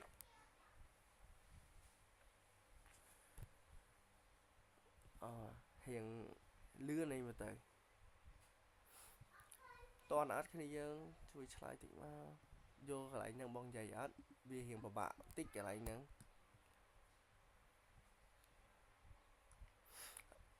ស្ងាត់ចឹងមកគិតថាតើណាអត់មានអីឆ្ងល់ទេណា សុំម្ដងទៀតបង សុំម្ដងទៀតអូខេចឹងមកនិយាយឲ្យ ស្ដាប់ម្ដងទៀតអញ្ចឹងហេតុអីបានជាយើងនិយាយពី chemical control ហ្នឹងគឺយើងចង់ដឹងថាតើ respiratory system របស់យើងហ្នឹងហេតុអីបានពេលខ្លះត្រូវដកដង្ហើមលឿនពេលខ្លះត្រូវដកដង្ហើមយឺតអញ្ចឹងគឺវាមានអា chemical control នេះជាអ្នកប្រាប់ថាក្នុងខ្លួនរបស់យើងលើស cell ដោយចាប់ផ្ដើមបញ្ចេញចោលអញ្ចឹង chemoreceptor ហ្នឹងដែលអាមួយនៅសិនយើងអញ្ចឹងវាមានពីរកន្លែងជាអ្នក detect ដូចកន្លែងដាក់កាមេរ៉ាសុវត្ថិភាពដើម្បីចាប់យកសកម្មភាពណាដែលអត់ធម្មតានៅក្នុងផ្ទះយើងអញ្ចឹងណាអញ្ចឹងកាមេរ៉ាសុវត្ថិភាពហ្នឹងដែលកាមេរ៉ាសុវត្ថិភាពហ្នឹងយើងហៅថាជា chemical control អញ្ចឹងយើងចង់ដឹងថាក្នុងផ្ទះយើងមានរឿងអីអត់ធម្មតាអត់អញ្ចឹងយើងដាក់ពីរកន្លែងយើងដាក់នៅ central ចំកណ្ដាលផ្ទះមួយយើងដាក់នៅ peripheral មួយយល់អត់អញ្ចឹងយើងដាក់ពីរកន្លែងហ្នឹងអញ្ចឹង central វា location របស់វាមិញបងប្រាប់ហើយនេះ central វា location នៅណាវា location នៅក្នុង ventral medullary surface ហ្នឹងមិនផ្នែកមួយនៃតូងខួររបស់យើងអញ្ចឹងវានៅផ្នែកខាងមុខនៃតូងខួរនឹងឯងហើយវានៅចិត្តកន្លែងដែលចេញពីnerve ទី9និង nerve ទី10អញ្ចឹងកន្លែងឃើញ nerve ទី9នេះហើយ nerve ទី10នេះអញ្ចឹងមានថា allocation របស់វានៅម្ដុំនេះអូខេអញ្ចឹងមានន័យថាកន្លែងហ្នឹងជាអ្នក detect យកកន្លែងហ្នឹងមានថាអញ្ចឹងមានកាមេរ៉ាសុវត្ថិភាពមួយនៅកន្លែងហ្នឹងដើម្បីចាប់យកទៅលើពពួកcell odor នៅក្នុងហ្នឹងប៉ុន្តែសួរថាវាចាប់ cell odor direct ហ្មងអត់ទេគឺវាចាប់តាមរយៈអ៊ីយ៉ុងហាបូកនេះដោយសារតែអ៊ីយ៉ុងហាបូកហ្នឹងកើតចេញមកពីបរិមាណ cell odor ហ្នឹងអញ្ចឹងបើ cell odor កើនហាបូកនេះកើនដូចគ្នាមិនបាច់ឆ្ងល់ទេអានេះដឹងតែប៉ុណ្្នឹងទៅបានហើយហើយអាហ្នឹងកើនអានេះកើនដូចគ្នាអញ្ចឹងមានន័យថាគេចាប់យកអាហ្នឹងគឺវាអាចវាស់ពីបរិមាណ cell odor នៅក្នុងខួរក្បាលយើងបានហើយអញ្ចឹងបើសិនជា cell odor ច្រើនពេកនៅក្នុងខ្លួនរបស់យើងគឺរបស់យើងខ្លួនយើងចាប់ដើមធ្វើការល្អហើយយល់ទេអាហ្នឹងប៉ុណ្្នឹងឯងគេចង់ចឹងនិយាយចឹងបាទយល់ឥឡូវយើងចូលមកដល់កន្លែងដែលវាធ្វើការអូខេកន្លែងហ្នឹង very complicated ប៉ុន្តែព្យាយាមតាមបងមួយយើងទៅឲ្យទាន់ទាំងអស់គ្នាអញ្ចឹងតើ signal ដែលវា send ហ្នឹងគឺវា send តាមណាមានថាសញ្ញាដែលផ្ញើចវាហ្នឹងសួរថាណាគេអ្នកផ្ញើចវាគឺ CFF pH ហ្នឹងហើយ CFF pH ហ្នឹងមានថាកម្រិត pH នៅក្នុង cerebral spinal fluid ហ្នឹងហើយអញ្ចឹងមានទឹកហ្នឹងគឺគេវាស់កម្រិត pH នៃទឹកហ្នឹងអញ្ចឹងបើសិនជា pH របស់ទឹកហ្នឹងវាខ្លាយជាអាស៊ីតតើមានរេកាត់ឡើងពេលដែលpH នៅកន្លែងហ្នឹងខ្លាចជាបាសតើនឹងមានរេកាត់ឡើងអញ្ចឹងទៅអញ្ចឹងកន្លែងនេះគេបញ្យល់ normal សិនគេថានៅពេលដែល cell odor ហ្នឹងវា cross blood brain barrier ជាមួយនឹង brain CFF barrier វាធ្វើឲ្យហាប់បូកជាមួយនឹង bicarbonate ហ្នឹង cross អា cell odor នេះវា cross rapidly មានថាមួយ plate ទេវាអាចឆ្លងកាត់ស្ទាប់មួយបានហើយស្ទាប់នេះអាស្ទាប់ឈោនេះឥឡូវមកគូស្ទាប់ហ្នឹងអាហ្នឹងបងចាត់ទុកថាជា blood brain ជាមួយនឹង CFF barrier ឈ្មោះវាអាហ្នឹង blood brain and brain CFF barrier អញ្ចឹងអាហ្នឹងគឺអានេះហ្នឹងឯងអញ្ចឹងអាហ្នឹងវាប្រៀបដូចជាអញ្ចាំងមួយអញ្ចឹងដែលខណ្ឌចែករវាងសរសៃឈាមរបស់យើងជាមួយនឹងខួរក្បាលរបស់យើងហើយនេះខួរក្បាលរបស់យើងរវាងទឹកខួរក្បាលរបស់យើងអញ្ចឹងមានន័យថា cell odor ដែលជាឧស្ម័នកាបូនិកហ្នឹងវាអាចឆ្លងកាត់ freely rapidly ឬក៏ freely មិនដូចគ្នាទេវាលឿនមួយផ្លែតឆ្លងបានហើយមួយផ្លែតឆ្លងមកខាងនេះមួយផ្លែតឆ្លងមកខាងនេះអញ្ចឹងវាអាចឆ្លងបានពេញហ្នឹងអ ចឹងទៅធ្វើឲ្យយើងអាច detect pH នឹងបានដោយសារតែ solder ច្រើនវាធ្វើឲ្យ pH របស់យើងជា acid បងធ្លាប់និយាយនៅមេរៀនមុនហើយហីធ្វើឲ្យអាហ្នឹង acid នឹងមកដាក់ A មក solder របស់យើងច្រើនវាធ្វើឲ្យ acid របស់យើងកើនឡើងដូចគ្នាយ៉ាវាអញ្ចឹងឯងហើយគេថា proton ហាប់បូកជាមួយនឹង bicarbonate នេះគឺ cross poly មានន័យថាវាពិបាកប្រើពេលយូរមែនតើដើម្បីក្នុងការឆ្លងកាត់ barrier ជាជាងមួយនឹងបានអាហ្នឹងយើងយល់ប៉ុណ្ណឹងសិនមកបានហើយយើងដឹងតែពាក្យប៉ុណ្ណឹងសិនមកបានហើយបាច់ទាន់ឆ្ងល់អីផ្សេងទៀតទេហើយមិនបានលុបអត់ចេញទេនេះ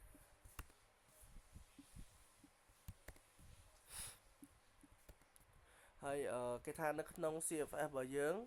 ដោយសារតែវត្តមាននៃ CFF នេះมันជា fluid มันជាទឹកអញ្ចឹងនៅពេលដែល bicarbonate បូកជាមួយទឹកវាបានអីគេវាបាន half បូកជាមួយនឹងបានអីយ៉ុង half បូកនេះបូកជាមួយនឹង carbonate ឬក៏គេហៅថា carbonic anhydrous អញ្ចឹងធ្វើឲ្យកំហាប់ឬក៏ partial pressure របស់ P cylinder នេះកើនឡើងធ្វើឲ្យ CFF របស់ pH ហ្នឹងធ្លាក់ចុះយល់អត់ឥឡូវអានយល់ត្រង់នេះអត់អញ្ចឹងមិញបងប្រាប់ថានៅពេលដែល CO2 នេះវាច្រើនមកសេចេះមកទៅច្រើនវាធ្វើឲ្យ acid នៅក្នុងខ្លួនរបស់យើងមិនដែរនាំឲ្យ acid ច្រើនដែរដោយសារតែ CO2 វាប៉ះទឹកវាបង្កើតបានជា acid carbonic អញ្ចឹងដល់ពេលដែលអានឹងច្រើនវាធ្វើកំហាប់របស់ ពេល CO2 នេះច្រើនធ្វើឲ្យ CFF ពី pH របស់យើងមិនគឺធ្លាក់ចុះ pH ធ្លាក់ចុះមិន pH អីគេ pH acid ឥឡូវអញយល់ concept ពីរហ្នឹងនៅយល់អត់យល់អានេះអត់យល់អានេះបងនិយាយអត់ទាំងអស់គ្នាយល់ទេយល់បងយល់អូខេអញ្ចឹងមានន័យថាពេល cylinder ហ្នឹងចោលក្នុងខ្លួនយើងច្រើនហើយអញ្ចឹង CFF អា central chemoreceptor យើងចាប់បានថាCFF pH របស់យើងគឺ acid ឥឡូវហ្នឹង pH ធ្លាក់ចុះហើយអញ្ចឹងផ្ដល់សញ្ញាទៅ respiratory system របស់យើងដើម្បីអីដើម្បីឲ្យមានការ ventilation ហ្នឹងកើនឡើងយល់ ventilation ហ្នឹងកើនឡើងមិនគឺការដកដង្ហើមញាប់តាក់ស៊ីតាក់គីភ្នា and shallow shallow breathing មានន័យថាដកដង្ហើមញាប់ហើយដកដង្ហើមខ្លីទៀតដើម្បីអីដើម្បីបញ្ចេញ CO2 នេះដែលមាននៅក្នុងខ្លួនរបស់យើងនេះកំពុងតែចាល់ទៅធ្វើឲ្យ CFF របស់យើងហ្នឹងខ្លាយជា acid នេះអញ្ចឹងដើម្បីរុញអាហ្នឹងចេញទៅក្រៅខ្លួនយើងវិញអញ្ចឹងដល់ពេលដែលរុញគឺយើងត្រូវធ្វើម៉េចធ្វើឲ្យវាតាក់ស៊ីគ្នាមានន័យថាដកដង្ហើមញាប់អញ្ចឹងដល់ពេលដែលដកដង្ហើមញាប់សួរថាអាខ្យល់ដែលចេញមកហ្នឹងវាចេញច្រើនដងដូចគ្នាអញ្ចឹងហើយអានេះដកខ្លីៗទៀត shallow breathing ដកខ្លីៗហើយញាប់អញ្ចឹងធ្វើឲ្យ CO2 ហ្នឹងវាចេញពីក្នុងខ្លួនរបស់យើងអញ្ចឹងដល់ពេលវាចេញសួរថាP CO2 នេះ partial pressure របស់ CO2 ហ្នឹងវាចុះហើយវាចុះអញ្ចឹងធ្វើឲ្យ pH នេះកើនឡើងវិញអញ្ចឹងវាទៅជា pH មួយដែលធម្មតាវិញយ៉ាប់អាហ្នឹងគឺជា central chemoreceptor យល់នៅឥឡូវអាហ្នឹងវាអញ្ចឹងឯងនិយាយឥឡូវអានេះមើលហុកវាចេះនេះជា central chemoreceptor នៅក្នុងហ្នឹងគឺនៅក្នុង CFF fluid នឹងឯងហើយនៅក្នុង brainstem នឹងឯងហើយអានេះ blood brain barrier អានេះ brain ជាមួយនឹង CFF barrier អញ្ចឹងបើសិនជា CFF របស់យើងនេះវាចាប់ផ្ដើមមាន CO2 ច្រើនហើយវាប៉ះជាមួយនឹងទឹកវាមិនបង្កើតបានជាអ៊ីយ៉ុងproton half បូកអញ្ចឹងproton half បូកនេះវាមិនទៅភ្ញូចឲ្យcentral chemoreceptor យើងចាប់បានសញ្ញាទៅវាធ្វើឲ្យ inspiration center របស់យើងនេះ DOG នេះវាចាប់ផ្ដើមធ្វើឲ្យមានការដកដង្ហើមញាប់ថាក់ស៊ីគ្នាយល់អត់ហុកហ្នឹងគឺវាតំណាងឲ្យអានេះហ្នឹងឯងអូបងសរសេរនៅក្នុងនេះវារៀងពិបាកតិច sorry ប៉ុន្តែសង្ឃឹមថាគ្នាយើងយល់នេះដោយសារតែវត្តមាន CO2 ច្រើននេះទើបធ្វើឲ្យព្រឹត្តិការណ៍ហ្នឹងកើតឡើងយល់ទេអ្នកគ្នាតន់អត់តន់អូខេមានអ្នកគេអត់តន់អត់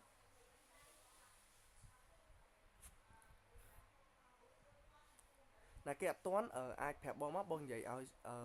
ស្ដាប់ម្ដងទៀតបងបញ្យល់ឲ្យម្ដងទៀត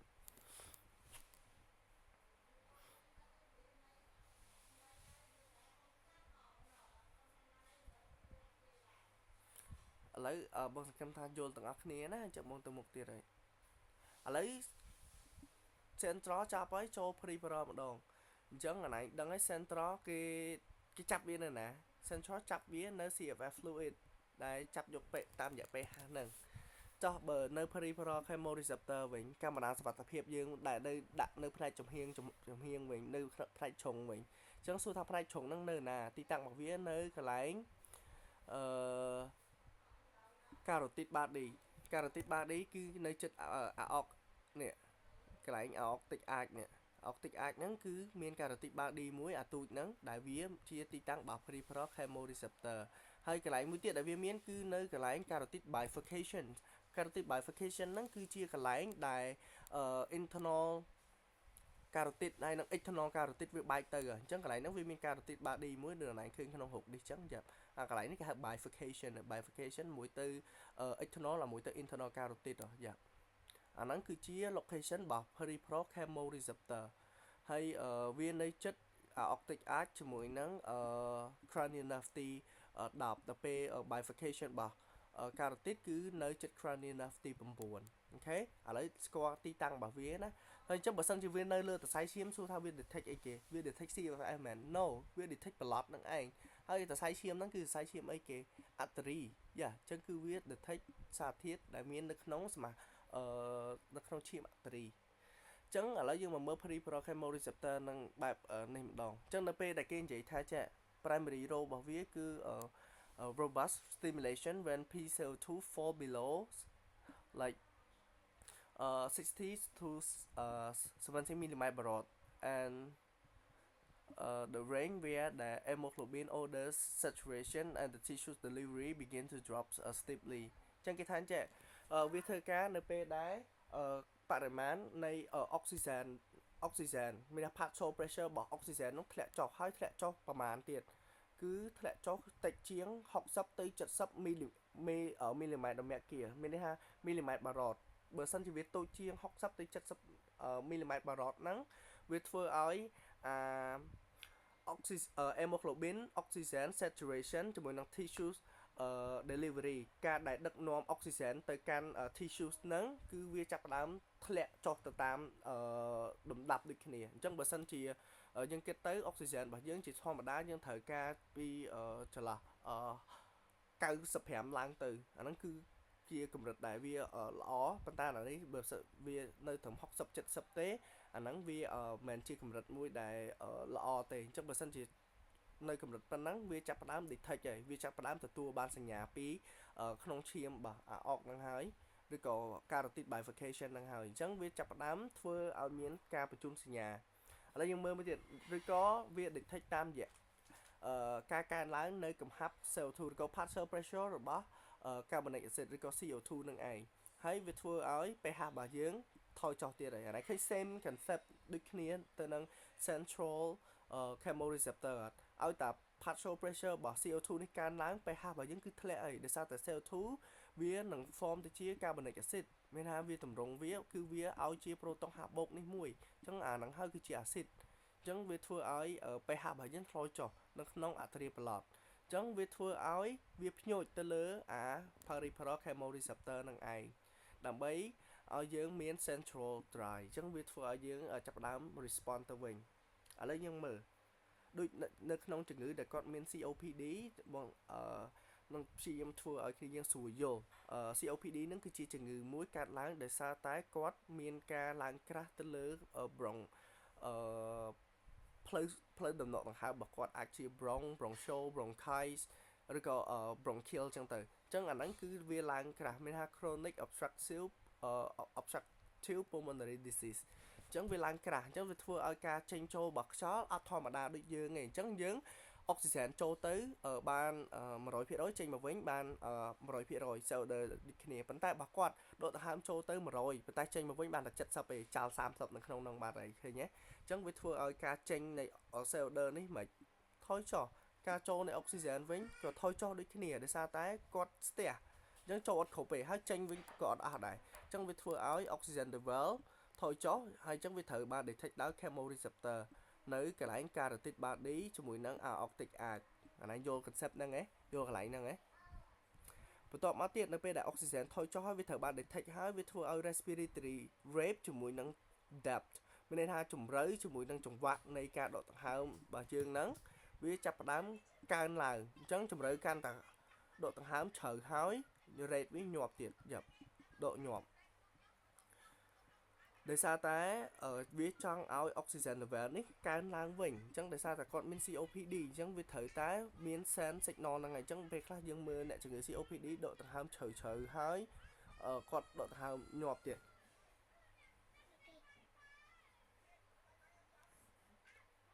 ហើយដល់ពេលដែលគាត់ដកដង្ហើមជ្រៅហើយវែងហើយធ្វើchemoreceptor ហ្នឹងវាធ្វើការ monitor ជាបន្តទៀតដើម្បីឲ្យ oxygen របស់យើង change រហូតដល់ level មួយដែលយើងគ្រប់គ្រាន់អូខេអាហ្នឹងគឺជា diagram ប៉ុណ្ណឹងអនឯងអាចតន់ណាស្ដាប់បងនិយាយតន់ណាគឺវា start អញ្ចឹងឯង world ជុំអញ្ចឹងឯងអញ្ចឹងរបៀបដែលវា conduct signal អូខេគ្នាយើងតន់ណាមានសំណួរបងចង់និយាយថាchemical center ជាមួយនឹង peripheral ហ្នឹងវាខុសគ្នាមិនបើសិនជាវាចាប់ពពួក chemical ដែលជា carbon dioxide ជាមួយនឹង oxygen ដូចគ្នាហ្នឹងវាអត់ខុសគ្នាហ្មងអូនវាទូនទីរបស់វាមានន័យថាគោលបំណងរបស់វាគឺដើម្បី control ធ្វើម៉េចឲ្យកម្រិត CO2 ជាមួយនឹងកម្រិត oxygen នៅក្នុងខ្លួនរបស់យើងនៅកម្រិតធម្មតាគោលបំណងគោលដៅរបស់វាគឺវាមាន2នឹងឯងធ្វើម៉េចឲ្យ CO2 អត់ចាល់នៅក្នុងឈាមឲ្យនៅកម្រិតមួយដែលធម្មតាហើយធ្វើម៉េចឲ្យកម្រិត oxygen នៅធម្មតានៅក្នុងឈាមកុំឲ្យខ្វះអញ្ចឹងគោលដៅរបស់វាគោលបំណងរបស់វាគឺធ្វើរួមគ្នាដូចគ្នាប៉ុន្តែគ្រាន់ថាវាមាន2ទីតាំងខុសគ្នាត្រង់ថាទី1វា detect central នេះវា detect នៅក្នុងCFF fluid central នេះវាធ្វើនៅក្នុង central នៅក្នុង nervous system របស់យើងដែលវា detect ទៅលើ CFF fluid តាមរយៈកម្រិត pH របស់CFF fluid ហ្នឹងហើយអានេះវិញវាធ្វើនៅក្នុងសរសៃឈាមអាតរីអញ្ចឹងវាគ្រាន់ថាវាទីតាំងវាខុសគ្នាប៉ុន្តែគោលបំណងរបស់វាដូចគ្នាទេយ៉ាប់ខេតន់ណាតន់បងតន់ហ្នឹងហើយហ្នឹងគោលដៅវារួមគ្នាអញ្ចឹងឯង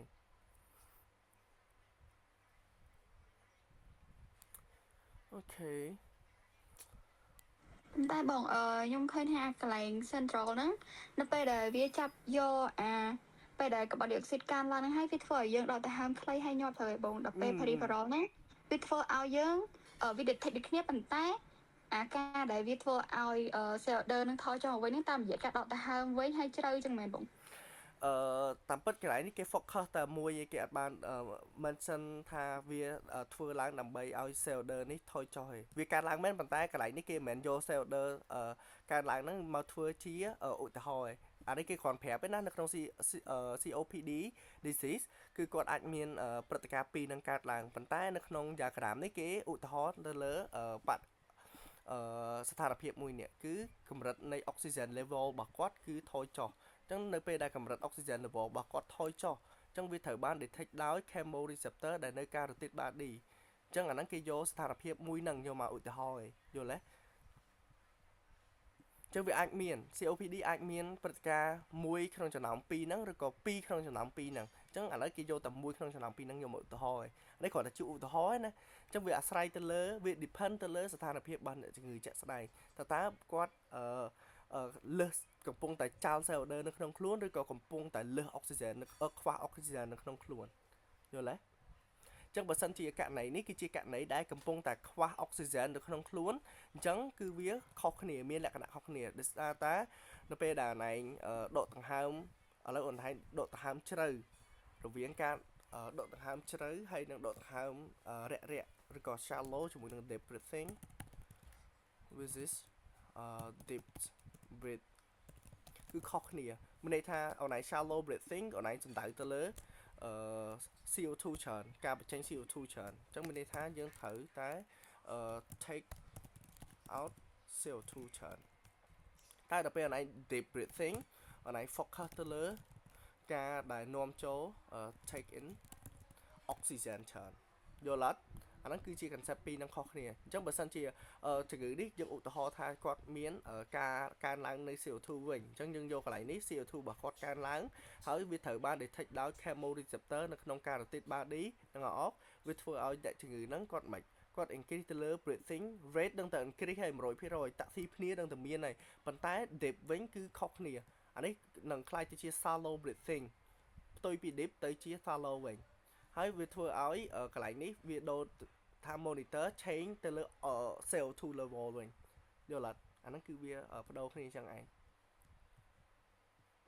យល់ហើយបងយល់ហើយ អូខេយ៉ា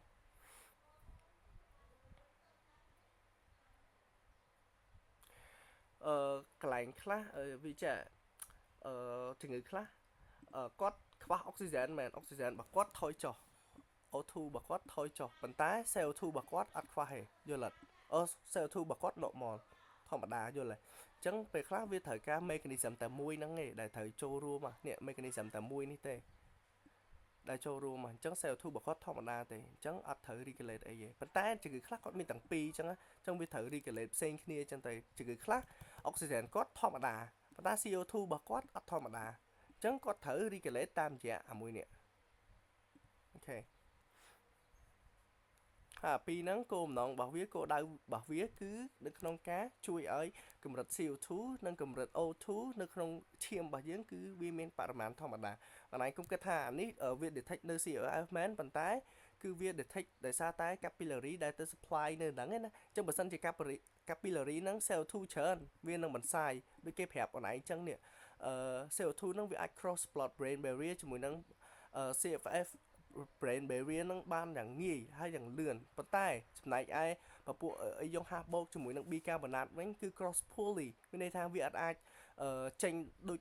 CO2 ហ្នឹងឯងអញ្ចឹងតែពេលវាមាននៅក្នុងហ្នឹងហើយសួរថាវាធ្វើឲ្យម៉េចគឺវាចាប់ផ្ដើមផ្ដល់សញ្ញាឲ្យ CFF fluid ហ្នឹងថាCFF fluid pH របស់វាចាប់ផ្ដើមធ្លាក់ចុះហើយដោយសារតែបរិមាណនៃអីយ៉ុងហាស់បូកនេះគឺវាកើនឡើងអញ្ចឹងវាធ្វើឲ្យ chemoreceptor ដែលជាប្រភេទ central chemoreceptor ហ្នឹងចាប់បានថា pH គាត់ធ្លាក់ចុះហើយធ្វើឲ្យកន្លែង DOG ដែលជាdorsal respiratory group ហ្នឹងចាប់ផ្ដើមធ្វើឲ្យ rate របស់ respiratory rate របស់យើងចាប់ផ្ដើមប្រែប្រួលទៅជាតាក់ស៊ីជាមួយនឹង shallow breathing okay that's it ហើយសួរថា CO2 ដែលនៅក្នុង capillary ហ្នឹងមិនវា travel across កន្លែងហ្នឹងលឿនសងប់ឯហ្នឹងគេប្រាប់ឯតាថាវា cross rapidly អញ្ចឹងមក plate ទេវាចូលមកក្នុង CFF របស់យើង CFF ហ្នឹងនឹងប៉ះជាមួយដោយសារតែក្នុង CFF ហ្នឹងវាមានទឹកវាមាន fluid អញ្ចឹងដល់ពេលដែលប្រតិកម្មរវាង CO2 បូកជាមួយនឹងទឹកវាបានជា H2CO2 អញ្ចឹង H2CO2 CO3 sorry បន្ទាប់មកទៀតវានឹងបំលែងខ្លាយទៅជា proton H បូកជាមួយនឹងHCO3 ដកអញ្ចឹងអាកន្លែងហ្នឹងហើយដែលជាការដែល shift pH របស់អ្នកជំងឺ from normal pH ទៅជា pH acid ទៅជា acid yes អញ្ចឹងប៉ុណ្្នឹងនឹងឯងហើយវានឹង send ទៅឲ្យមានការ increase ទៅលើ ventilation អញ្ចឹង yeah that's it ហើយយើងយល់តន់មានចម្ងល់មានអីចង់សួរនេះណែគ្នាយើងបងមួយទៀតកន្លែង autonomic track ក៏បងចង់ឲ្យបងបញ្យល់ម្ដងទៀត autonomic track អូខេកន្លែងហ្នឹងមិនបាច់ចាំអីច្រើនទេគ្រាន់ដឹងថាកន្លែងមួយដែលបញ្ជាឲ្យយើងកន្លែងត្រូវដឹងថាហេតុអីបានវាអាចធ្វើឲ្យមាន signal ហ្នឹងចេញមករហូតបានគឺចាំតែឈ្មោះកន្លែងមួយហ្នឹងទៅ pilot មួយជាអ្នកចេញគឺ Prebolsinger complex កន្លែងហ្នឹងអត់មានអីចាំច្រើនទេគឺប៉ុណ្្នឹងឯងកន្លែងហ្នឹងដែលជាអ្នកកន្លែង generate action potential រហូត where action potential come from ប៉ុណ្្នឹងឯងគេចង់ mention ប៉ុណ្្នឹងឯង action potential come from just អាហ្នឹងគឺ Prebolsinger complex ហ្នឹងឯងអញ្ចឹងវាធ្វើឲ្យដំបូងឡើយគឺសុកវាមិនមែននេះទេគឺអាហ្នឹង always ចេញមកហ្មង action potential មានថាសញ្ញានៃការដកដង្ហើមដើម្បីឲ្យយើង inspiration ចូលរហូតហ្នឹង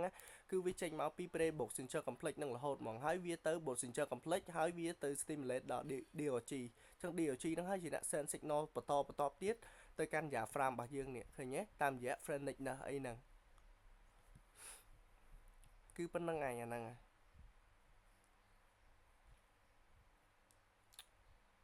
chăm bên năng tới nó không nắng chắc cái su autonomic truck nắng vì mấy cứ chia lại mũi đại vì autopilot hay vì miền complete mũiยัง hai tháp rebel signature complete chỉ nè generate action potential trên mà ao miền cả inspiration là hột rồi vì center từ không điều chí đại chia độc số respiratory group hay độc số respiratory group nắng nâng bị chia tới cán respiratory muscle đầm bay ở miền cả inspiration cho hay nó về đại điều chí nắng với thời ban cut off rồi có inhibit មកពី pneumotoxic center វានឹងធ្វើឲ្យមានការដកដង្ហើមចេញវិញយ៉ាប់អាហ្នឹងគឺតកតងប៉ុណ្ណឹងឯងតោះអាណត់ចាំប៉ុណ្ណឹង តោះនេះបង អូខេហើយឥឡូវយើងមកមើលពីreceptor ទាំងអស់ដែលយើងបាននិយាយមិញហ្នឹងដំបូងឡើយយើងមាន afferent ជាមួយនឹង afferent ហ្នឹងមានន័យថាជាកន្លែងដែលដឹកនាំព័ត៌មានចូល afferent ដឹកនាំព័ត៌មានចេញអញ្ចឹងកន្លែងនេះមានន័យថាព័ត៌មានគឺរត់ចូលទៅក្នុង inspiratory center ទាំងអស់គឺ Dr. G អញ្ចឹងបើសិនជា apneumotic center វានឹង send signal ទៅកន្លែង DRG ហ្នឹងដើម្បីអីគឺ apneumotic center ហ្នឹងគឺធ្វើឲ្យមាន active expiratory នៅពេលដែលយើងមានដូចជាចង់ដកដង្ហើម prolong ដកដង្ហើមវែងអីគឺ apneumotic center ហ្នឹងហើយជាអ្នក send ទៅកន្លែង Dr. G ហ្នឹងអញ្ចឹងវាជួយ associate នៅក្នុង prolong expiration ឬក៏ inspiration ហើយផ្សេងទៀត receptor ផ្សេងទៀតដូចជាប្រភេទ peripheral chemoreceptor ដូចរ៉ែងដឹងមកអញ្ចឹងគឺវាចាប់ទៅលើប្រភេទ oxygen CO2 ជាមួយនឹងហាប់បូកនេះដែលជាកម្រិត pH នៅក្នុងឈាមហ្នឹងអញ្ចឹងនៅពេលដែលវាចាប់បានថាCO2 ខ្វះហើយអញ្ចឹងវានឹង send មក Dr. G ថាត្រូវដកដង្ហើមចូលឲ្យជ្រៅជ្រៅអញ្ចឹងត្រូវទៅដើម្បីយកអុកស៊ីហ្សែនចូលទៅក្នុងខ្លួនរបស់យើងឲ្យបានគ្រប់ឬក៏កម្រិតនៃ CO2 នេះវាច្រើនវាចាល់នៅក្នុងឈាមដែលធ្វើឲ្យ pH shift ទៅរក acid ហ្នឹងអញ្ចឹងដើម្បីបញ្ចេញរបស់វាវិញវាត្រូវឲ្យ Dr. G នេះធ្វើម៉េច generate ទៅឲ្យrate respiratory rate ហ្នឹងឲ្យវាញាប់ឲ្យ shallow breathing ហើយដើម្បីបញ្ចេញ CO2 ទៅក្រៅខ្លួនរបស់យើងឲ្យអស់វិញបន្តមកទៀតយើងហាប់បូកហ្នឹងតទៅមួយ pH acid ហ្នឹងអាហ្នឹងកើតចេញមកពី CO2 ហ្នឹងឯងអញ្ចឹងនៅពេលដែលវា release CO2 អស់ទៅពេលion H បូកហ្នឹងនឹងចេញទៅដូចគ្នាហើយ central chemoreceptor គឺ detect ទៅលើ H បូកហ្នឹងច្រើនធ្វើឲ្យ pH របស់ cerebrospinal fluid ហ្នឹងចាប់ផ្ដើមថយចុះខ្លាចជា pH acid អញ្ចឹង central chemoreceptor ចាប់បាននឹង send មក send signal មក inspiratory center ដែលជា Dr. G ហ្នឹងធ្វើម៉េចឲ្យធ្វើការមានតាក់ស៊ីគ្នាជាមួយនឹង shallow breathing ដើម្បីឲ្យមានការយក CO2 ចេញយ៉ាបន្តមកទៀត lung stretch receptor ដូចគ្នាយើងដឹងអញ្ចឹងនៅពេលដែល lung របស់យើង inflation ខ្លាំងមែនតើដែលយើងគិតជា tidal volume ទៅវាធំជាង 1000 ml នៃខ្យល់នៅពេលដែលវាចូលទៅក្នុងសួតវាធ្វើ lung របស់យើង stretch វា stimulate ទៅលើ stretch receptor ធ្វើឲ្យយើងដកដង្ហើមចេញវិញអញ្ចឹងវា send signal ឲ្យមានការ expiration វិញនៅកន្លែង Dr. G ហ្នឹងបន្ទាប់មកទៀត muscle and joint receptor ដូចយើងដឹងអញ្ចឹងនៅពេលដែលកន្លែងintercostal muscle spindle fiber ហ្នឹងវា elasticity របស់វាអស់អញ្ចឹងវាចាប់ផ្ដើម send signal ថាយើងដកដង្ហើមឡើងអស់ហើយយើងត្រូវតែដកដង្ហើមចេញវិញដកចូលអស់ហើយដកដង្ហើមចេញវិញយ៉ាមកកន្លែងនេះ pneumotoxic center អញ្ចឹងអាណៃឃើញវារុញសញ្ញាដកអញ្ចឹងមានន័យថាវាជាអ្នកធ្វើឲ្យមានការកាត់ទៅលើ inspiration center ហ្នឹងធ្វើម៉េចឲ្យមានការដកដង្ហើមចេញវិញហើយDr. G នេះអ្នក control មក respiratory muscle របស់យើងដែលមាន diaphragm intercostal អីហ្នឹងតាមរយៈ splenic-ness អញ្ចឹងមានខ្សែភ្លើងមួយដែលបញ្ជូនសញ្ញាមកតគឺ splenic-ness ហ្នឹងឯងដែលមកបញ្ជាឲ្យដកដង្ហើមតាមអីដែលគេចង់បានហ្នឹងអញ្ចឹងសង្ខេបមកវិញតើតើជាមួយនឹង physio របស់ respiratory យើងមានប៉ុណ្ណឹងបើសិនជាអ្នកទាំងអស់គ្នាមានឆ្ងល់អីអាចសួរបានបងនឹង clarify ឲ្យម្ដងទៀតយ៉ាប់ទទួលបានគ្នាយើង Hello ទទួលបានបង អូខេមានអីឆ្ងល់ទេគ្នាយើងផ្សេងទៀត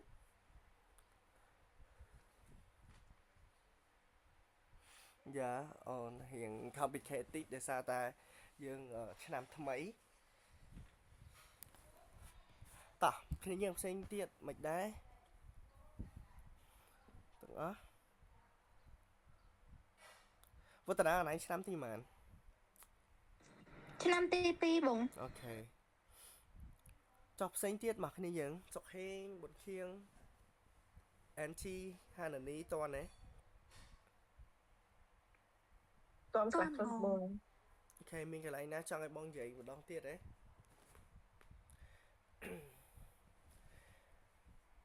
ថ្ងៃហ្នឹងថ្ងៃចុងក្រោយណាគ្នាយើងលែងបានជួបគ្នាទៀតហើយលុះត្រាតែយើងចូលទៅ season 2 yes